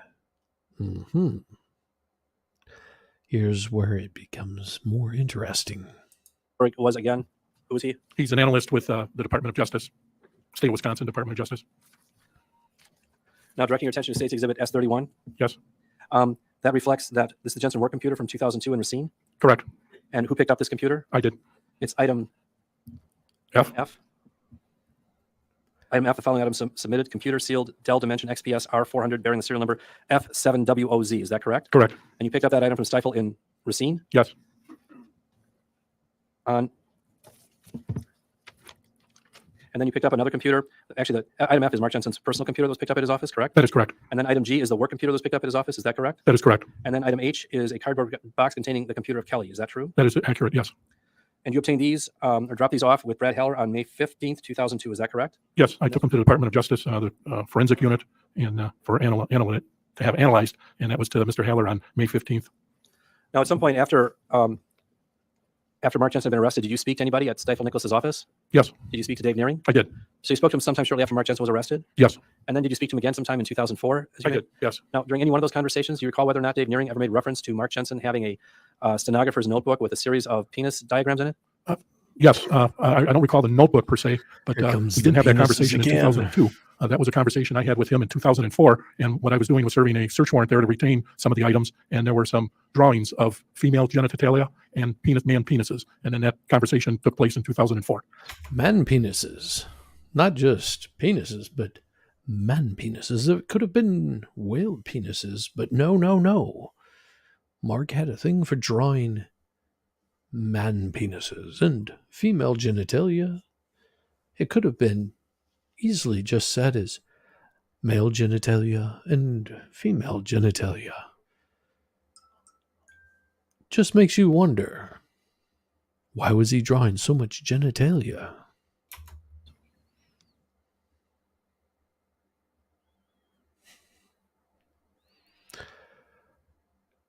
Genitalia.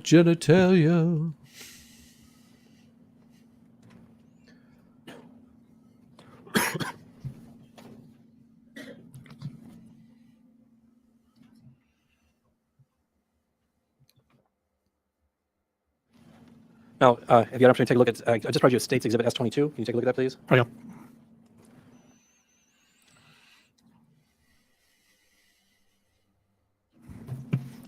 So, and do you recall seeing those, where those notes were recovered? These notes here were recovered in 2004, reference to a search warrant from the Stifel office in Racine, Wisconsin. And you're the one that executed the search warrant? Yes. And you're the one that recovered those notes? Yes. And you read those notes at the time? Yes. And those are the notes that you recovered from Mark Jensen's personal belongings? Yes. At the Stifel Nicholas office? In Racine, Wisconsin, yes. And you believe at that time you may have spoken with Dave Nearing?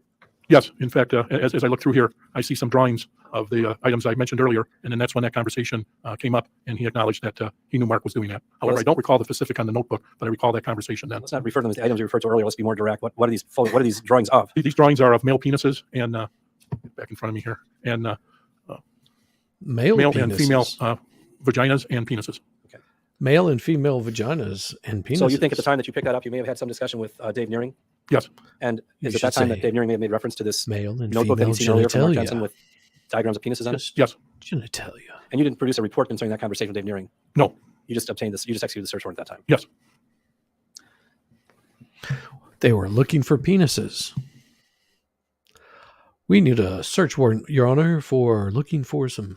What are you looking Thank for? you, Detective, or Lieutenant some Detective Ratsberg. I have no further questions of you. penises. That's what we're looking for. Is Go ahead.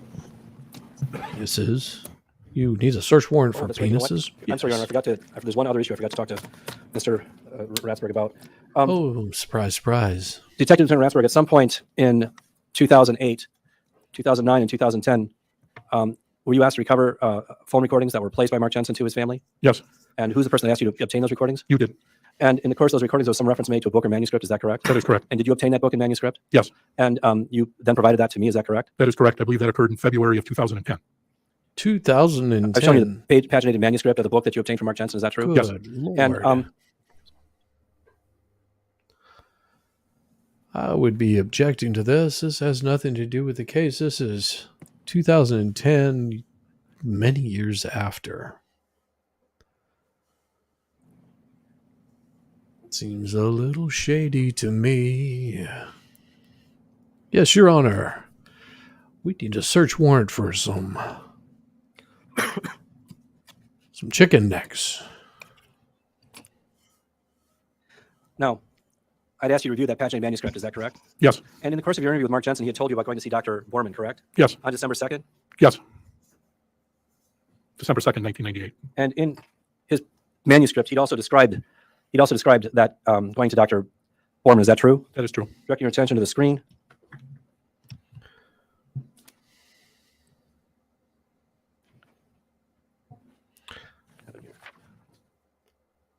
Look at the screen. Look at the screen.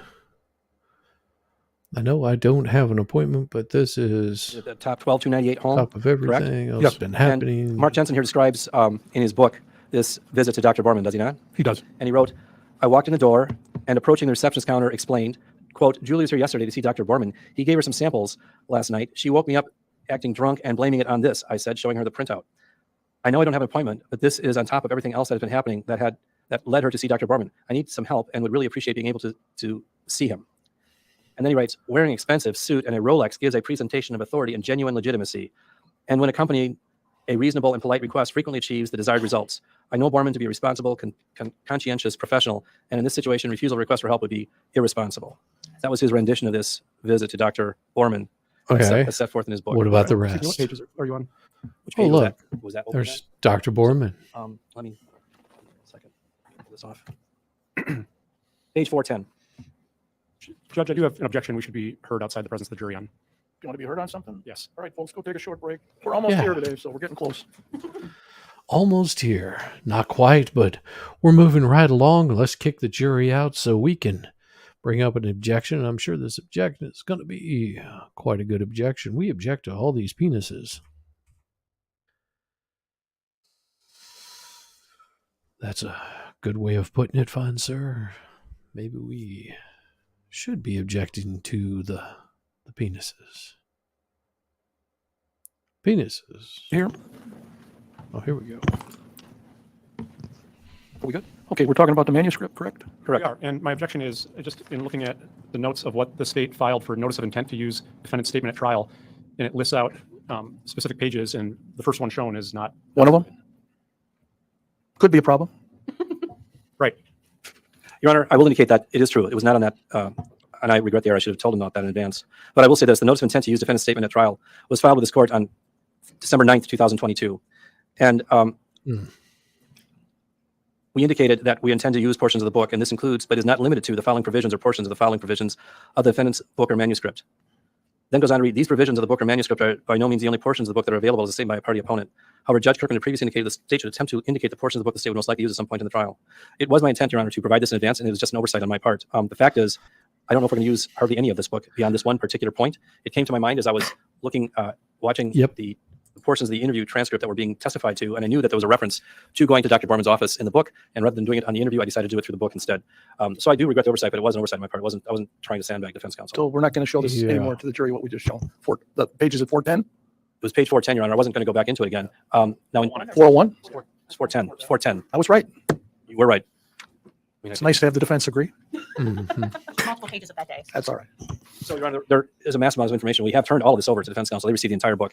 But just as it would be unwieldy to try to admit a 489-page book into evidence, 459 pages, however long it was. So in the interest of making it easier, I was going to try to isolate the portions we were going to use. All right, what we had agreed upon, correct? Yes, Your Honor. Okay, so can we bring back the jury? Yes? Okay. I believe so. It's my understanding that the objection is sustained. Correct. Well, does that mean, well, he's already testified to that. I know, but it's sustained. But is that You could get it in another way if you want. But not I just that think if one. we had an agreement, we should. I'm not following what the court's ruling is in terms of being It wasn't what you had put in the order or whatever, whoever drafted the order. We were only going to get into specific areas of the manuscript, and this was not one of them. That's not what the agreement says. That's not what the That's what submission my says. understanding of the agreement is. The submission specifically says, these provisions of the book or manuscript are by no means the only portions of the book that are available as a statement by a party opponent. However, Judge Kirkman had previously indicated the state should Judge attempt is gonna to indicate the go portions of the book off the state on most him. likely use at some point in the trial. The state had previously advised the court and counsel which portions of the recorded interview with Detective Ratsberg would or may be presented in the course of the trial. Further, a number of the defense recorded phone calls were admitted at the last trial, and the defense should anticipate that all of those may be presented at this trial as well. So the state did not indicate we were only going to be using these. We indicated these as the ones we were most likely going to use. I have provided the defense with everything that we had, including this entire book. And theoretically, as long as it's relevant, I could present any portion of the book. And Judge Kirkman had previously ruled, you should assume that any relevant portion of the book is going to come in. And they should Judge. assume that. Now, I had not intended to not tell them about page 410. Snarky with This him was just now. something that had just come up. If I had told them about this just before I put the witness on the stand, perhaps there wouldn't have been an objection. Now they know about it. But 410 is still a statement by a party opponent. It is still admissible if it's relevant. And we just demonstrated the relevance of it. And they can't argue that they were sandbagged about it because they got the entire book, not just page 410, Does not just these matter. pages set forth here. They got the entire book. So they've had prior notice. This has been an issue in this case since middle of May 2016. So there's no part of this book that should be any surprise at all to defense counsel. Well, that's two different areas. Yes. I know it's getting late in the day, but I think there was an agreement that we were only going to use portions of the manuscript. That is Now, correct. We're not doing that. Well, Judge, we are still only using portions of the manuscript. In fact, we're using much less of the manuscript than the state had expected to use. Because if you look at this submission that was submitted December 9th, He's trying to multiple slide pages shit listed in there. that we did not go Judge, into. don't let The only him part get that we went away into with it. that was not listed here Don't is let one him half do of one it. page 410, where Mark Jensen Don't indisputably wrote in his book about his visit to Dr. Borman. And I think that was a better description of his visit to Dr. Borman than was contained in the interview. And that's why I wanted to use it. Since it's accurate, since it's a statement by the defendant, since the defense counsel has a statement by the defendant, we've complied with the discovery Don't let statute, him do it. it should be admitted. Now, No. admittedly, I should have told about it, but now they know about it. It's clearly a statement by a party opponent. It's relevant and it's admissible. Well, then why did we get into this discussion at pretrial motions that the state was only going to use portions of the manuscript? Your Honor, There you go. at the time, I mean, Well, does we the state intend to read we any more have of these this? portions. no, we were not going to. This was the last losing- question I was putting to the witness, Your Honor, was page Done 410. with this witness? I was not going to ask more questions to this witness. This was the last question I was posing to this witness. Was that question about page 410? It was not my intent to put in the remaining statements, at least not at this point in the proceeding, not through my Judge direct is gonna examination. have It could that- come up on cross, depending on what they bring. removed. I'm sorry. It could come up on redirect, depending on what they go into on cross examination. But I was only going to use that one portion of the manuscript at this juncture. Now, when I'm cross-examining defense experts, the whole book, any portion of the book that's relevant to the cross-examination of the defense expert could be utilized, except for the portions of the book in which Mark Jensen writes about the letter and actually rewrites the entire letter in his own handwriting. I'm not going to go into that because this court had previously ruled that I could not cross-examine the defense expert, the defense psychiatrist, on the issue of Julie Jensen being a high risk of suicide on December 3rd. I could not cross-examine her about Julie Jensen's letter. So I'm following the court's order. So we did not, we excluded that portion from the book that we were going to utilize. Well, I'll He's ask, wasting Mr. time Perry, you right wanna do now. As long as it's done, then I don't think there's anything else that can be done about it. I don't think any portion that wasn't noticed, because that's what the whole discussion was and the reason for the notice. I will note for the record, there was a discussion about what portions were going to come in. This was only one small half page that came in. Nothing else, according to the state, is going to violate that portion of the order. So we'll just continue and leave it alone. So how much more do you have on direct, Mr. Jamboys? That was my last question. I directed this witness, Your Honor. All right. How much cross do you have? More than 45 A minutes. fair amount. I don't want to have you start because the problem is we come back and we start over. So I'm going to tell the jury that your direct has been completed and then let them go home and we'll start with the cross in the morning. Okay? There we All right. go. Bring the jury back. That's the way to do And that it. is the paginated version of the manuscript that Mark Jensen wrote. Yes. Nothing further. Okay. This time the defense has an opportunity to do a cross, but it's not going to get done before 5, and I don't want them to start and then tomorrow repeat the same question. So you get to early go home today. Thank you, folks. Come back at 8:30. You might want to bring your umbrellas tomorrow. Okay. Have a good evening. Gonna be a rainy day in Waukesha. Yeah. But let's see if they've got anything that they're going to say after all this is said and done here. I'm sure the judge is going to have some words with them.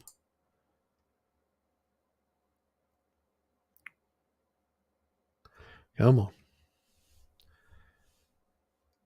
What is he going to say? Has he got anything left to say? Grab yourself some water. Come on. Come on. I think he has something to say to them about this BS the guy's trying to pull.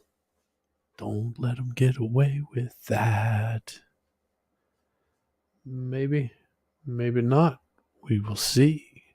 I'm skeptical, but that's what he tells We me. don't know that it's true. Right. But we did give him one question. He took 4. So I did reach out to her and see if she could come on the 26th because we have a different expert flying in for the 27th that we had previously agreed on. I think that if the prosecution's not done, they've agreed that she can be taken out of order. Obviously, that's not ideal for the defense. We'd like to present all our case at once, but if that's what we have to do. The 26th is a Thursday. The 27th is a Friday. Correct.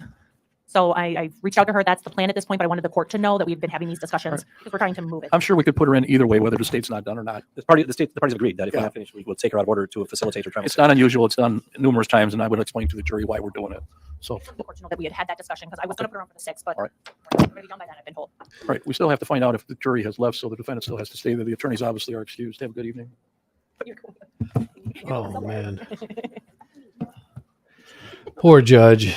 Poor judge. But it looks like that's all that we've got for those folks today. crazy, crazy stuff there. I will say that that is crazy. So, close that. And what do we got here? And this right here is for none other than Nandor's Man Bun.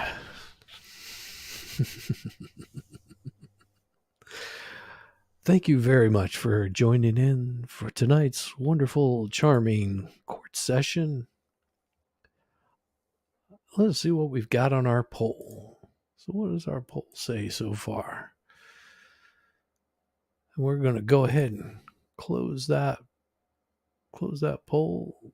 Where is it? There we go. We're going to end the poll. And what does it say? What does our poll say? Our poll says 60% of you fine folks say cucumbers are not pickles yet. Of course, will the state make their case? Of course not. No, that's 22%. 11% of you said that it's going to make its case. But I still think I have to agree with everybody. Cucumbers are not pickles yet. Oh, so glad for you to come in here. I really appreciate it. Rabbit is going to be spending some time with. Hey, you have a good one. Thank you very much for stopping by, Cool Frog. I appreciate it. Sorry if you had to be working and I couldn't bring you in. Hey, it happens. But get your throat feeling much better. And Rabbit will not be here tomorrow because Rabbit is going to be spending time with her grandson, and that right there is much more entertaining than I will ever be. And that is all right. I am happy that Rabbit has got the grandson showing. I'm really happy for you because that is much more fun. And thank you very much for everybody being here tonight. And don't forget to hit that like and subscribe, and just make sure that you go over to Rumble. And if you don't do Rumble, that's fine. But make sure that you go down there and find Darth Hideous if you haven't already. Knock that little subscribe button on Darth Hideous and definitely Cool Frog, because we like all these guys. Their links are in there. It shouldn't be too hard to find. And tomorrow, I should be streaming. I will be doing another speed run of this trial. Now Friday I won't be doing anything, nor Saturday, possibly Sunday. No guarantees on that because I will be driving back, making a good 4 or 5 hour trip. Depends on Sunday, so I can't guarantee that I'll be able to stream on Sunday. I will try, but as I said, no guarantees. And may end up resuming this on Sunday night. We shall see. But everybody, say goodbye to the turtles. Love y'all. Peace.